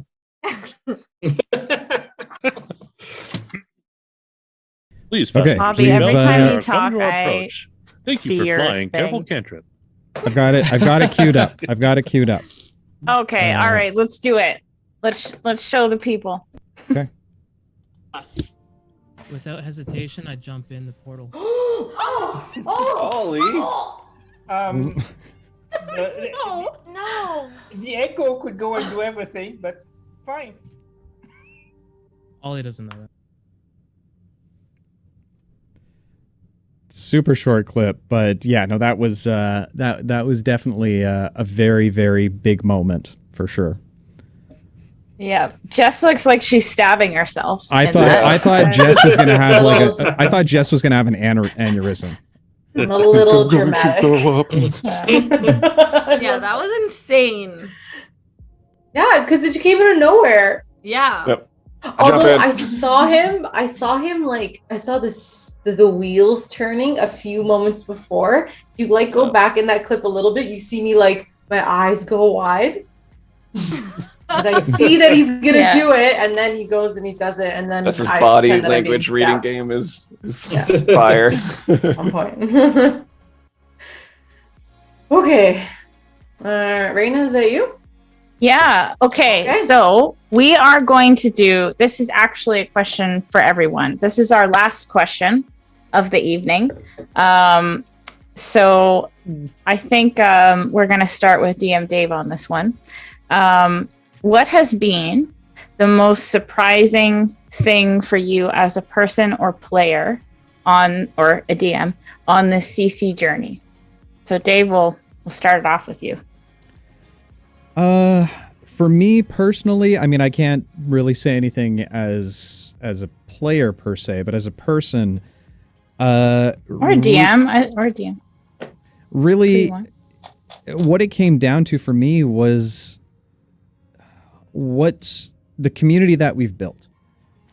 It is by far, and I know everybody says this of, oh, we have the greatest community ever, but we really do have one of the greatest communities by far. There's never any fighting. There's never any, animosity at all. It's just, a group of people who have found this place together. That is, it really is incredible. It's nothing I've ever seen before on the internet. Where there's no fighting, there's no arguing, there's no shit talking. It's just an amazing group of people that have come together over the love of this game, and they like looking at our dumb faces, which I have no idea why they do it every week. All right, Jess, you're up. How talented everybody is. Just like in the tiniest ways that I was just it never ceased to positively surprise me the different ways that people would showcase their talents. So like obviously DM Dave's storytelling, Rob's knowledge of like the game and the mechanics, Bobby's art and role-playing, Trix's one-liners that came out of absolutely nowhere and floored us so many times. Raina, you're keeping track of the plot, the commitment to the role play, all these puns, Shade's commitment to complete and utter chaos. Just everyone's investment and their talent every time. Yeah. It surprised me. There's always something that I was just blown away by from everybody. Hey, Rob, you're next. I mean, it's kind of hard to cap on that, but for me, it's like, just obviously role playing is something I've been trying to get better at, and the fact that this was able to allow me to at least attempt a different style. And really, in certain aspects, obviously Pavel was very mellow, but in certain aspects, I let it go. So it allowed me this whole experience was allowed me to grow as an overall player, not just one aspect of it, but to bring it as a whole. And the feeding off of you guys, which allowed it to actually play off more, because when you have, co-players that are really good role players and get into it, it just makes it easy to feed off of. Yeah. Bobby? What surprised me most was how quickly I started to feel comfortable with this, not only this group, but doing whatever the hell it is we're doing here. Like, I feel like I've known all of you a lot longer than a year and a half or however long it's been. Quick friends, Mm-hmm. And it's crazy because I started feeling that on like the first day. Like, it's a very natural fit for some reason. And that was definitely really shocking for me. So, D. I think, like specifically people's emotional role playing. Like, I was just like so like, wow, they look so sad or so whatever, It was just so good, and just like even the like, I don't know, things that were more like beautifully said, or I feel like especially like Lucy, I feel like you like came out of nowhere with like these like beautiful, like compassionate things, and I was just like, yes. So It's funny because I can't say those things in real life. Very emotionless person. I do not say these things in a normal capacity. Thank you. All right, Ollie. I think. Well, first of all, like when we did the live stream or something, I know I wanted to jump into it because of when we were doing like a private COVID, like let's just hang out, and Dave put together the Wednesday night campaign where we all just like regained our sanity, and we're just like, oh yeah, we get to see people on Zoom or whatever, and we got to play a game. I was still pretty rough at the game, but because of his cliffhanger, I knew I wanted to be part of the next campaign because I'm like, oh, what's he gonna cook up for the next story? And he didn't disappoint. So I kind of was forced in a situation where I was like, oh shit, I have to quickly learn how to play D&D, or I don't want to look like a fool in front of all these people. And and these people came in droves, like and now we have like so many regular people, so I wanted to deliver in that. And then I'm just like, I'm proud of how much I've grown as a player because of being forced to play and being forced to role play. Not like anyone had a gun to my head, but everyone that joined the Zoom call wanted to put on a good show for the people that were turning up every week. That, and also just being in the Discord afterwards and then saying like a half-assed comment like, oh yeah, I can't figure out how to unlock my hard drive when I switch between computers. And then like we have like Rowdy came in, just private messaged me like and ran me down how to do it, and the community's just looking to help out, and everyone's just like nice people, and it's just nice to see all the nice people I started this with, and then all the nice people we collected along the way. So it was just like every bit of this experience was kind of happy, nice. Oh. Okay, Swiss Dave. I think most of it has been said already, but what I want to also like point out is like I love what the idea of what Careful Cantrip was before we started it, and what it has become today. And it's all due to like everybody here, like in the chat or like on the stream, the players and everybody. It's just amazing the spark that it was and what it has become today. It just blows my mind every time. Yeah, I think for me, I mean, it's the same thing. Like I think we went into this thinking that like it was going to be a lot harder in terms of like we heard that there was like trolls on the internet and like things like that. So I remember before we went live for the first episode, we were so nervous that we were going to get eaten alive, and we've received like nothing but love and acceptance, and that has been really, really wonderful. And I think just watching everyone grow, like I always like, I loved our games, but like seeing where we came from, like when we watched back episode 1 to like who we are now, like not just as role players and D&D players, but as people, like I'm just blown away by what we've done. It's amazing. Yeah. Okay. So we are on a schedule tonight, everyone. So guess what's next? VIP announcements. Bow, bow, bow, bow. Switching it over to Dave. This is by far one of my favorite times whenever we do some of these shows, because again, I think that the community we've built around us is phenomenal. We've said it over and over again tonight. But this is one way that, you know, we can really showcase those people who have just, you know, gone over and above in terms of showing the love and the support, not only to us, but to the community at large. So we have a couple people who are going to be joining our VIP club tonight. First and foremost, I don't even think I have to explain this. This individual has repeatedly shown just how much he cares, whether it be in the sense of being at nearly every stream that any of us go on, you know, supporting us through and through, being active in the Discord, being there in the after calls. So I'd like to first and foremost welcome GF Powers welcome, my friend. You are the newest member of the VIP club, and we'd love to Should tag see some Love hearts you. and chats for him. Here. Okay. Hearts in chat. All right, next tape.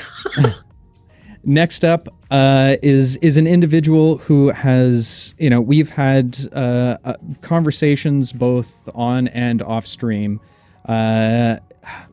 The amount of support he has shown us through and through is incredible as well. Also, a prevalent member of our community, and someone I hope to get to know a little bit more personally over the course of the next little while.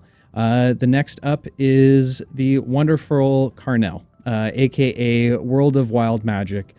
Welcome in, my friend. It is very deserved. Welcome to the VIP club, my friend. Also, thank you for the dice. They've been treating me real well. Through the campaign. Next up, this is an individual who has so much faith and belief in us that it's higher than our own sometimes. Not only does this individual continue to inspire throughout our community, is just a voice that I see every single morning in our Discord that is just it's just such a wonderful thing. I mean, hell, they wrote an entire sponsorship ad for us to send off to Tim Hortons. Like a full, not just a joke, like a serious stack of paper. Yeah. So the next newest member of the CC VIP club is none other than Just In Case. Just In Case, welcome a little bit closer to the family, my friend. Very, very, very well deserved. We have two more on the list. The last one, or second last one, is, I can only say, is an inspiration and should be an inspiration to all of us. Every tripper out there. This individual shows creativity and passion and love in every single sense of the word, which is amazing. As, she's just someone who could teach us all something. And so I'd like to welcome Mac, aka McBluff, into the VIP club. Welcome in, McBluff. And last but not least, this one is one for me personally. This is an individual who has helped me immensely through the entire streaming process. There is so much that happens behind the scenes, guys, that I can't even explain the amount of effort that, everyone puts in. But this person has given guidance. They've shown enormous support where they never had to in the first place. And as much as they are a fellow streamer, they have become a very, very close friend. And so I'd like to welcome Mendari into the VIP section of our family. I'm very, very grateful to have someone like her part of all of this. So thank you for everything you've done. All right. Well, congratulations to our VIPs. Seriously, really well deserved. I wish we could do more for you. I don't know. You guys, you do way more for us, so I don't know. We love you. But now it's time for some announcements, everybody. What will be the fate of CC over the next few weeks? I bet you've all been wondering. Well, I have some fun news for everyone. Let's get excited. So, okay, we have EM Davis taking a break. First and foremost. Excited. A very, very well-deserved and needed break.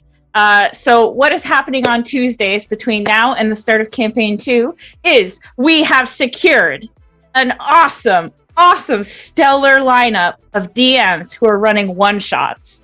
It is insane. So first up, everyone get excited. I know you're all going to be excited about this one. First up is our very own Bobby. Oh my God.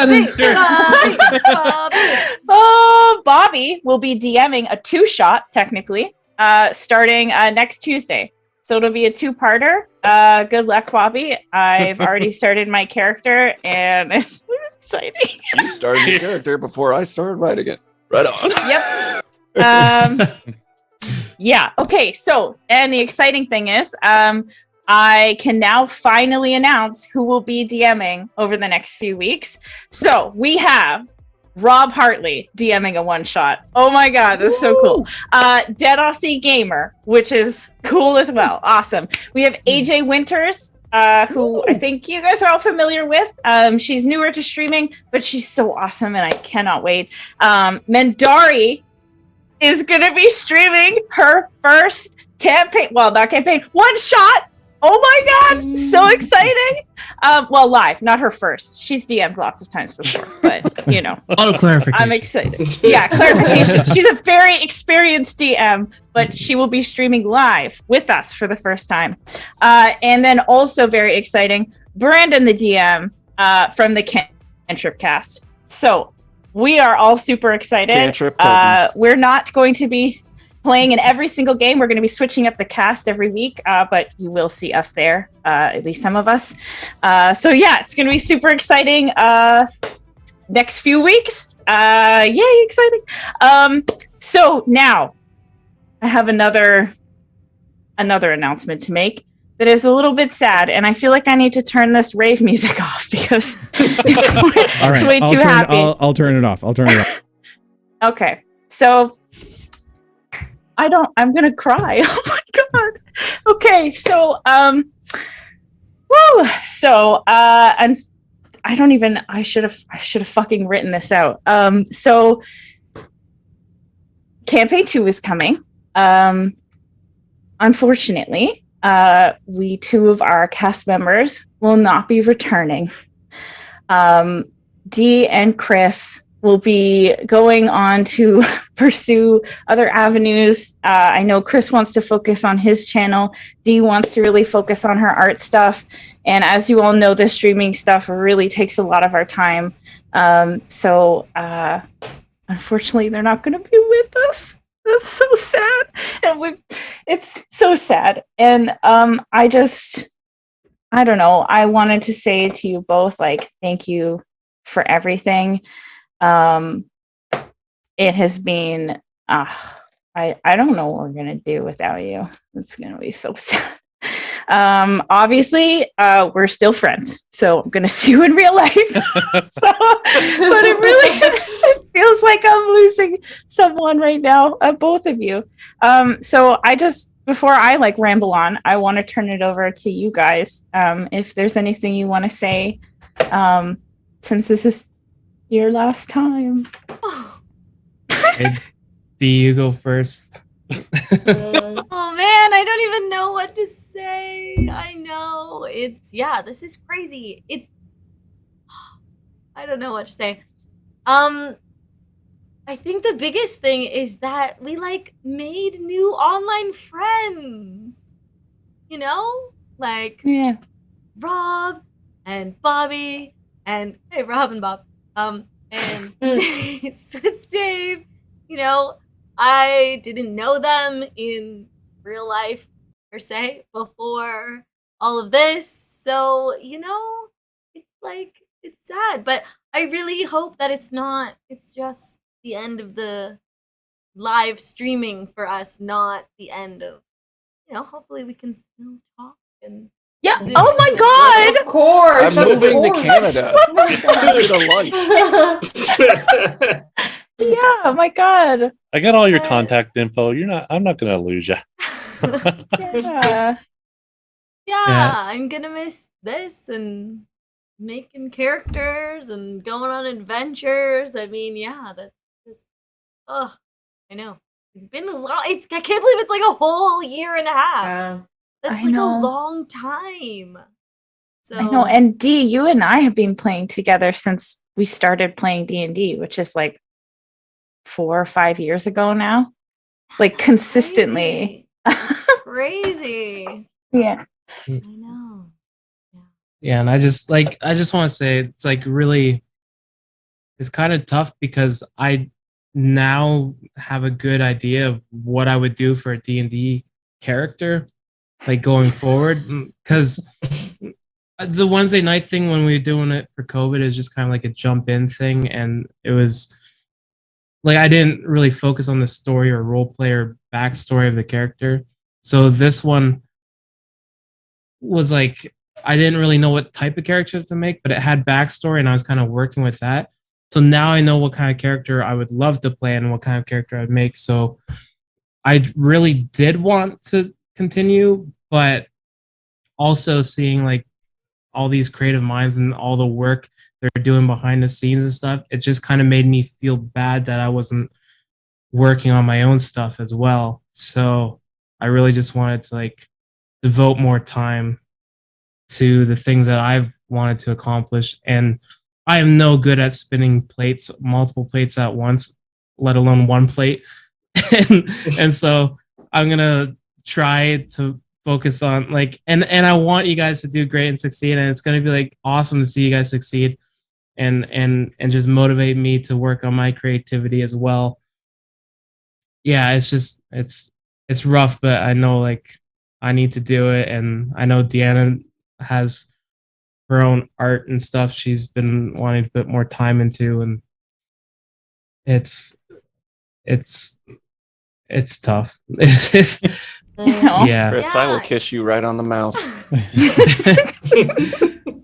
You can. I'll see you in sure to person support soon. them in their endeavors as well, y'all. 'Cause, Yes. they're out there. They're gonna be doing it. So click on their. You don't have to say goodbye to them either. Yeah, click on their chat names. Make Gotta sure go to somewhere go else. follow them. Absolutely, and Keep on questing, guys. Nice.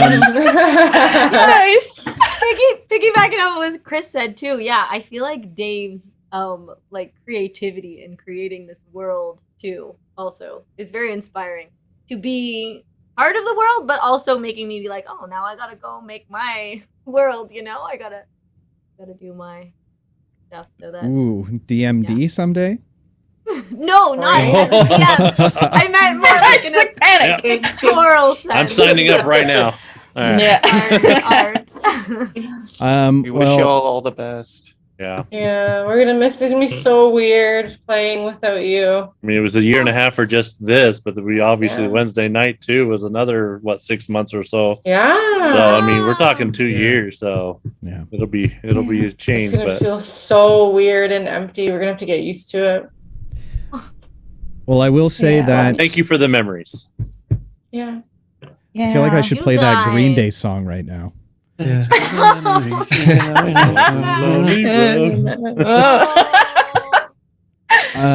I just want to say you guys have been phenomenal players to play with. Seeing you grow with your characters has been an inspiration to not only the cast, but to me, to help you all put the time and effort into making such memorable and amazing characters. And no matter what happens next, your seats at my table will remain empty until you decide to fill them again. Yeah.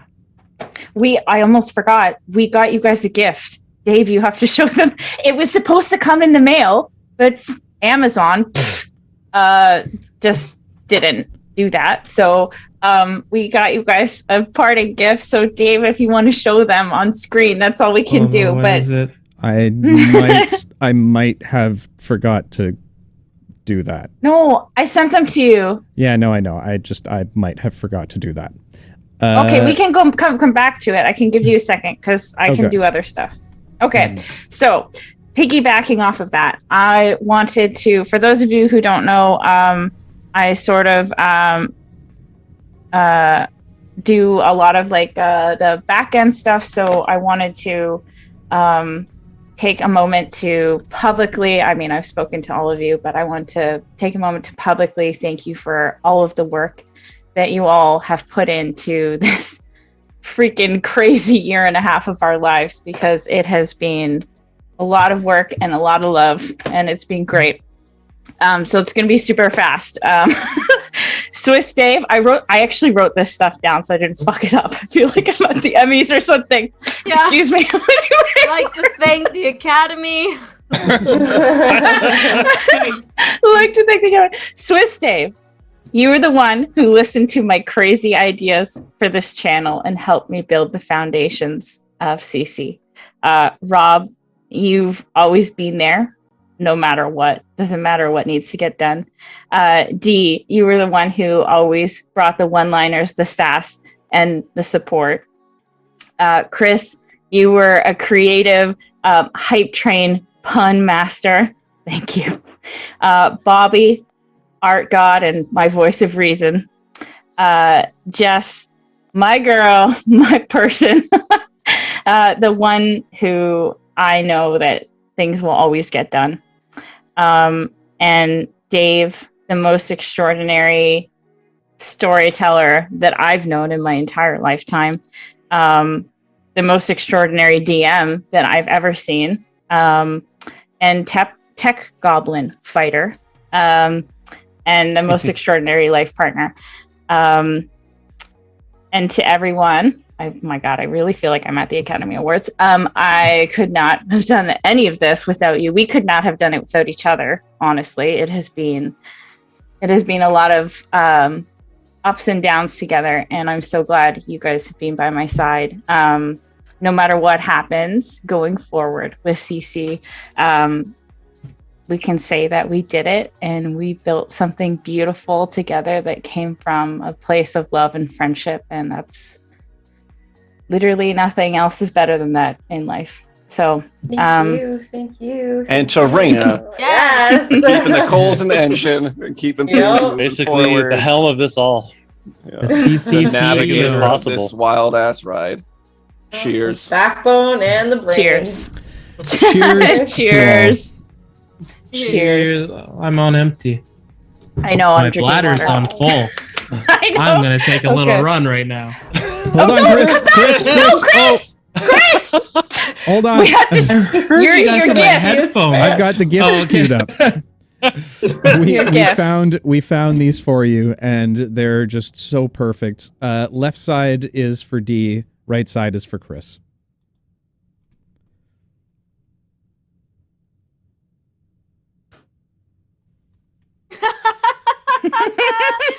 Oh my God, Pretty that's perfect. amazing. Yeah. Oh, I love that so much.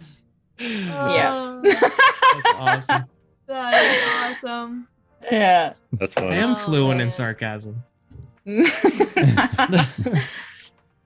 Yeah. So when they come in, we'll give them to you. But yeah, Oh, Yeah. that's I was We'll hoping get you'd them to have you. them today, but oh well, it is what it is. Okay, Chris, go pee. Now go pee, Bubba. Okay. Yeah, we're gonna do the giveaway now. So yeah, let's if you guys haven't entered yet, we are doing a giveaway of a beautiful dice tray. I don't know, Dave, if you can put it up again. Enter. I know it's a lot. Enter !roll. It's in partnership with Dungeon Delvers Gaming. You should follow them on Instagram because they make all of their dice trays handmade individually. And they are amazing. This one that we're giving away is Tiger Wood. Not Tiger Woods. Golfer. And it is beautiful. It doesn't get better than that. So !roll, you'll be entered. You'll also have to be following CC to be entered, and you'll have to trust me with your shipping address if you win. Okay. Yeah, and it is a leather bottom. It's gorgeous. I encourage you all to check out their Instagram, see all the other stuff that they do on there. It's amazing. I guess because it's like all custom too. So if you want something done, they can do whatever, which is amazing. Anyways, Dave, I think we can do this. Absolutely. I'm going to go ahead and I'm closing the entries right now. Yeah. Oh, I forgot that. Meow. Damn it. Entries are no, Rob. You can't enter. You're on the stream. Damn it. I never win. All right, and the winner of tonight's beautiful, beautiful dice box. Drum roll, please. None other than the lovely, talented, amazing individual known as Just In Case. Congratulations, my friend. A VIP badge and a dice box. You made out like a bandit tonight, my friend. Congratulations. Amazing. Go ahead and reach out to the lovely Raina Ray, and you guys can coordinate all of that together. Yes, reach out to me on Discord or wherever, you know. All right, next up, we have all decided as a cast that we need to spend some time thanking Dave for... Don't thank me. I didn't do anything. Yeah, we are going to thank you, and Shut you will up and accept take it. Oh, you Bend meant over. DM'd it. I was thinking Swiss. Oh, never mind. Just kidding. Okay. Liz, thanks for keeping the campaign moving He along. said he does. Stopped us from Always, stalling. guys, Thank you for that anytime. 10-minute time limit. Thanks for keeping the campaign alive. Oh wait. And all the NPCs dead. Okay, I'm going to start because I just went on my Academy Awards speech. So I already said that you are the most amazing DM I've ever seen. I wouldn't trust anyone else with a huge character arc like Alara had. You did her justice, and you create so much trust at our table. It's just such a safe space in the best ways, and you are I've told this story before, but literally before we started streaming, and you were like, don't go in the den, and like I just like had seen a little bit, like not actually anything, but the whole wall was covered with post-it notes and like lines leading to other lines, like literally that meme of the crazy guy. What's his name? The actor is like, like trying to like point at all the different connections. Anyways, that was Dave. So he planned this whole thing out, and that is like, I can't believe I'm in awe of you. So thank you. Can I go next? Yeah, Love you go too, next. Yeah. I want to also commend your storytelling abilities to the point where like you had me caring about my Dungeons and Dragons life more than my actual human real life. So invested. And you're an amazing role player. And I also love that like we can kind of like banter off of each other and get really engaged in it. And sometimes like we're playing players who conflict and we're like, fuck you, no, fuck you. And then we're like, all right, Dave, well, I'll talk to you later. It's like no one holds it personally. So that's also really amazing. And like Raina said, the trust that you create at the table. And then I guess I'll also thank you for like the trauma and the trust issues. So that's Yeah. And the fashion inspo, obviously. Of course, my lady. Kimba hair. Yeah. Love you, Dave. Love you too. Okay, Rob, you go next. Sure. Well, first of all, thank you for having me at your table. That, you know, it's been an honor to be a part of this journey.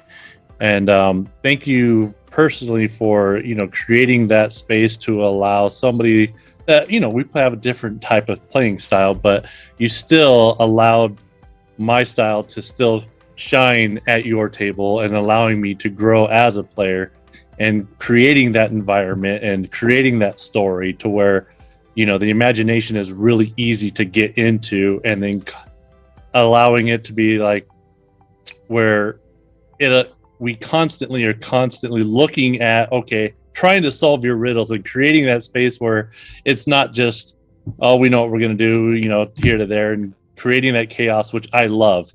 I love that where you don't know what's going around the corner. And for me as a player, I've been playing a long time. The story is just, you know, right up there as far as one of the best I've ever been a part of. And I'm looking forward to seeing what comes next.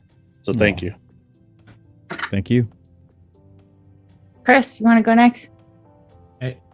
Yeah, I just want to thank you for, I mean, I kind of had an idea for the character I wanted to play in this campaign, and I roughly wrote a story, but then you really helped me kind of craft a real good backstory for the character that allowed me to grow as a D&D player, because it gave me a solid core and made me really appreciate what a good backstory can do for a character.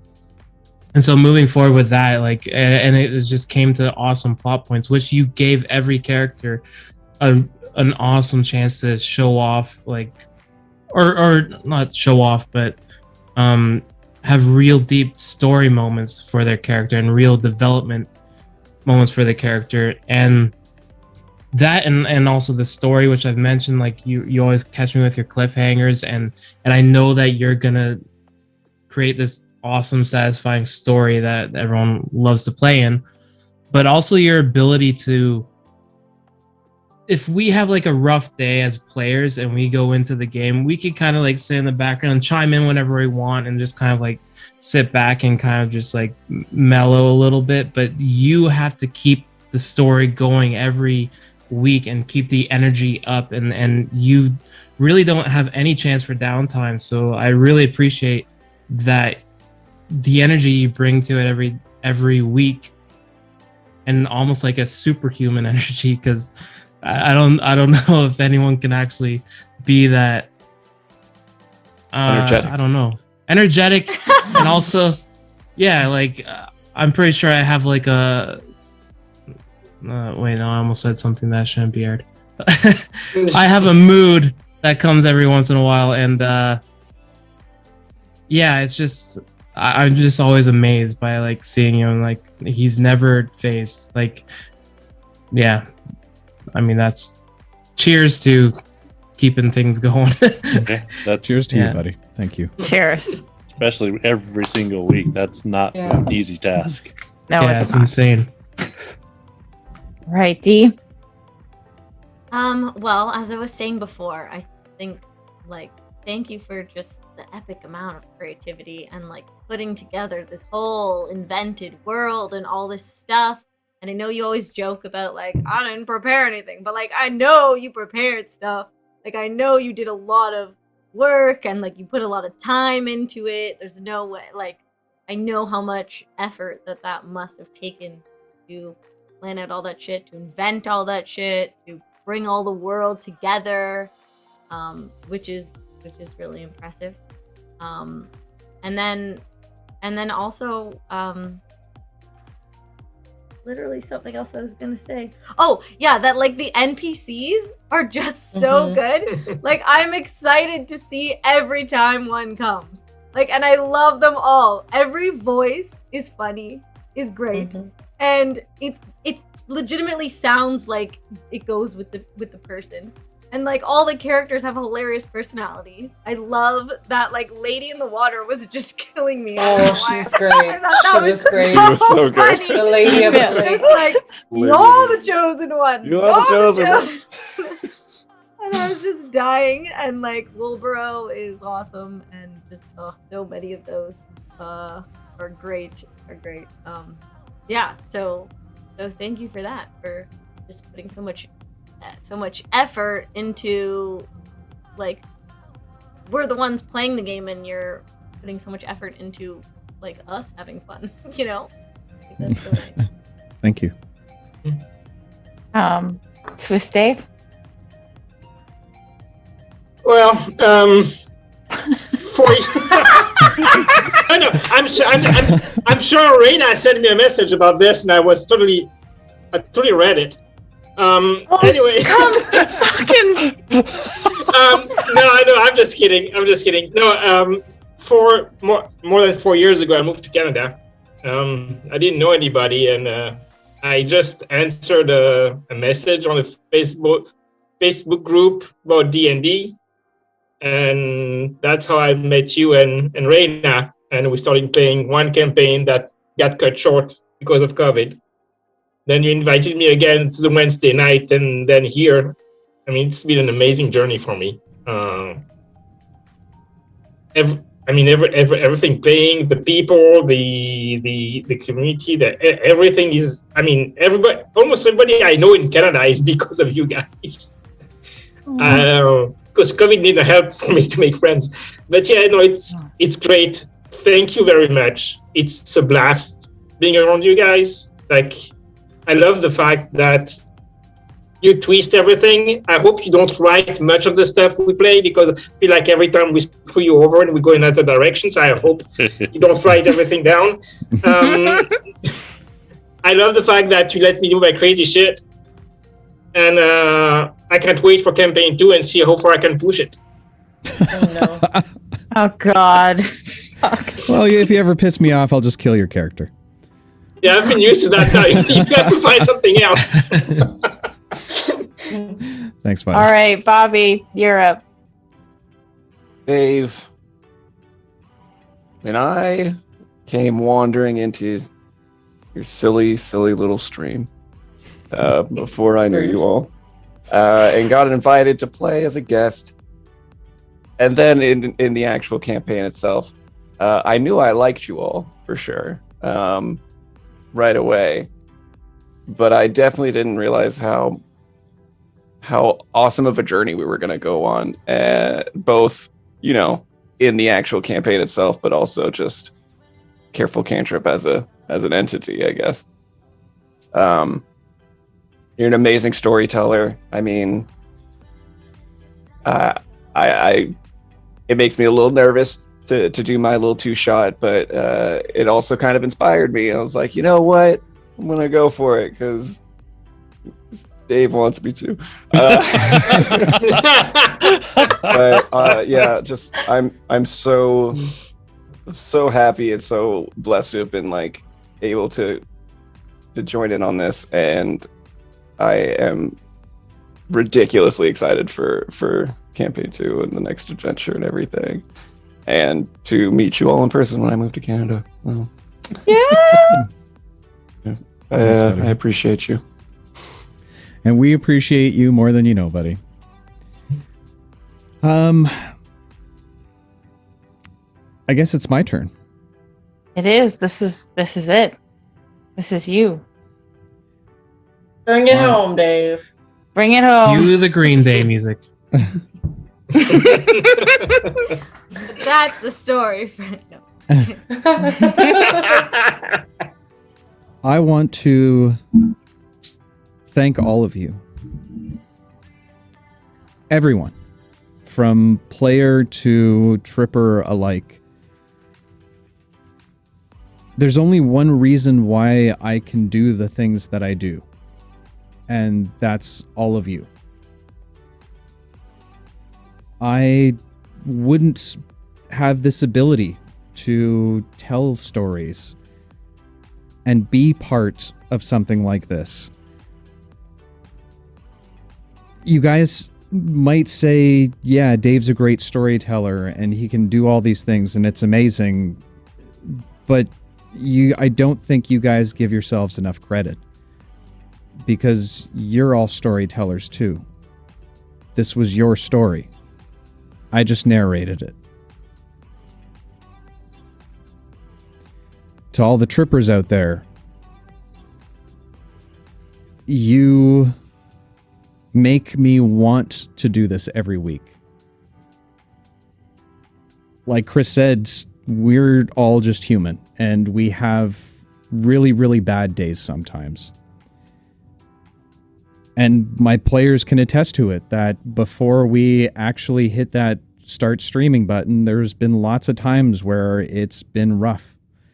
But the minute that we go live and I see you all in chat and you're all excited to hear what we have to do,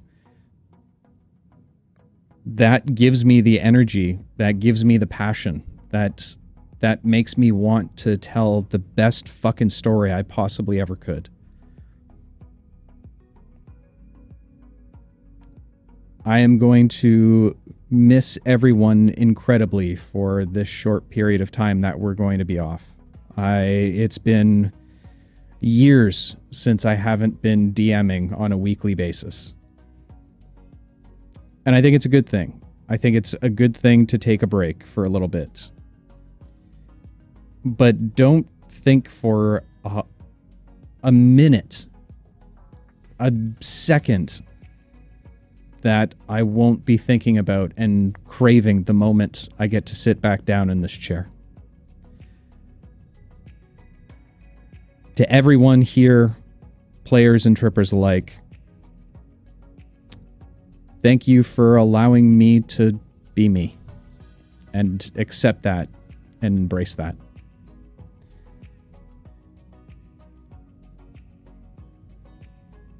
Yeah. Cheers. Cheers. Let's do one last cheers all together. Cheers. Cheers. Cheers. Cheers. Chaser. To campaign 1. Cheers. Campaign You know 1. what, chat? To campaign 2. Okay.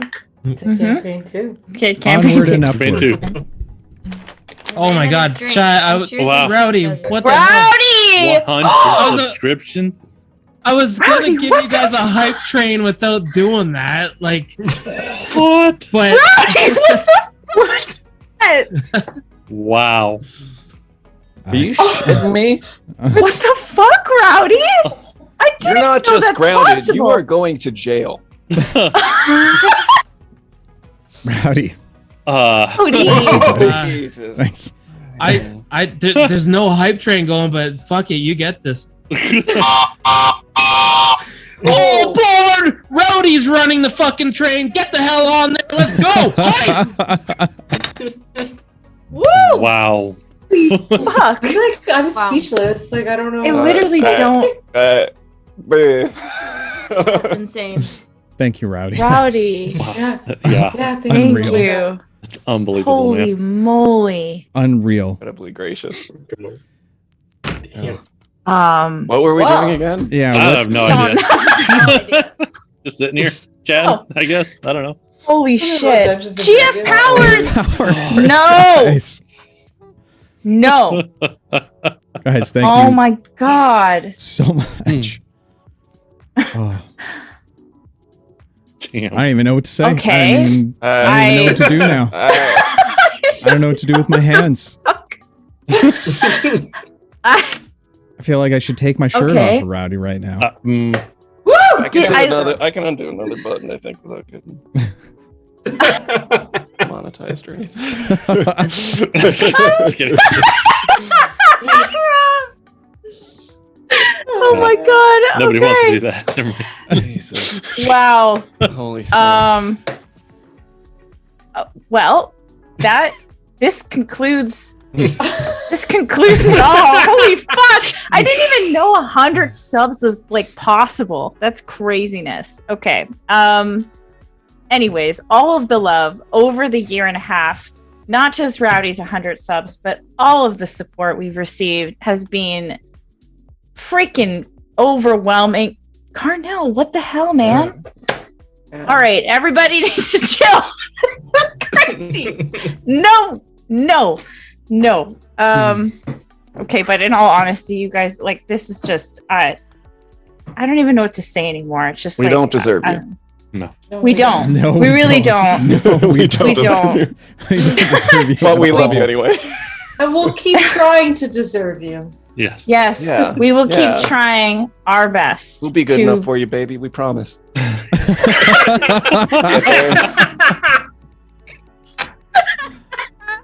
I'm gonna be the man you deserve. Oh, Oh, wow. Oh my gosh. I'm emotional. Okay. Dave, I leave it to you for the final outro. Well,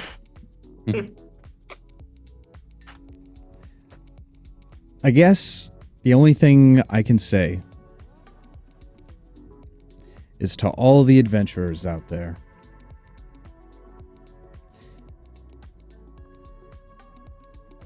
whether battling in your finest hours, not knowing if you'll live or die, or if you're hanging around a table with a group of friends, sharing a drink, and telling your favorite stories,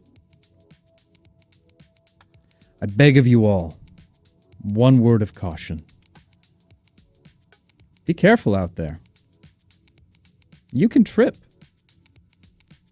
Right into campaign 2, baby. Let's go! We'll see y'all real soon. Real soon. Love all of your faces. We will... I think most of us are going to be in Discord shortly after. A couple of us have to head off. We will be there. We love you all. Thank you so much for everything. Thank you for making this one of the most incredible years and a half of all of our lives. Thank you for everything. And guys, Love you. We will see you all in the next one. Take care. Bye. Love you all. We love you.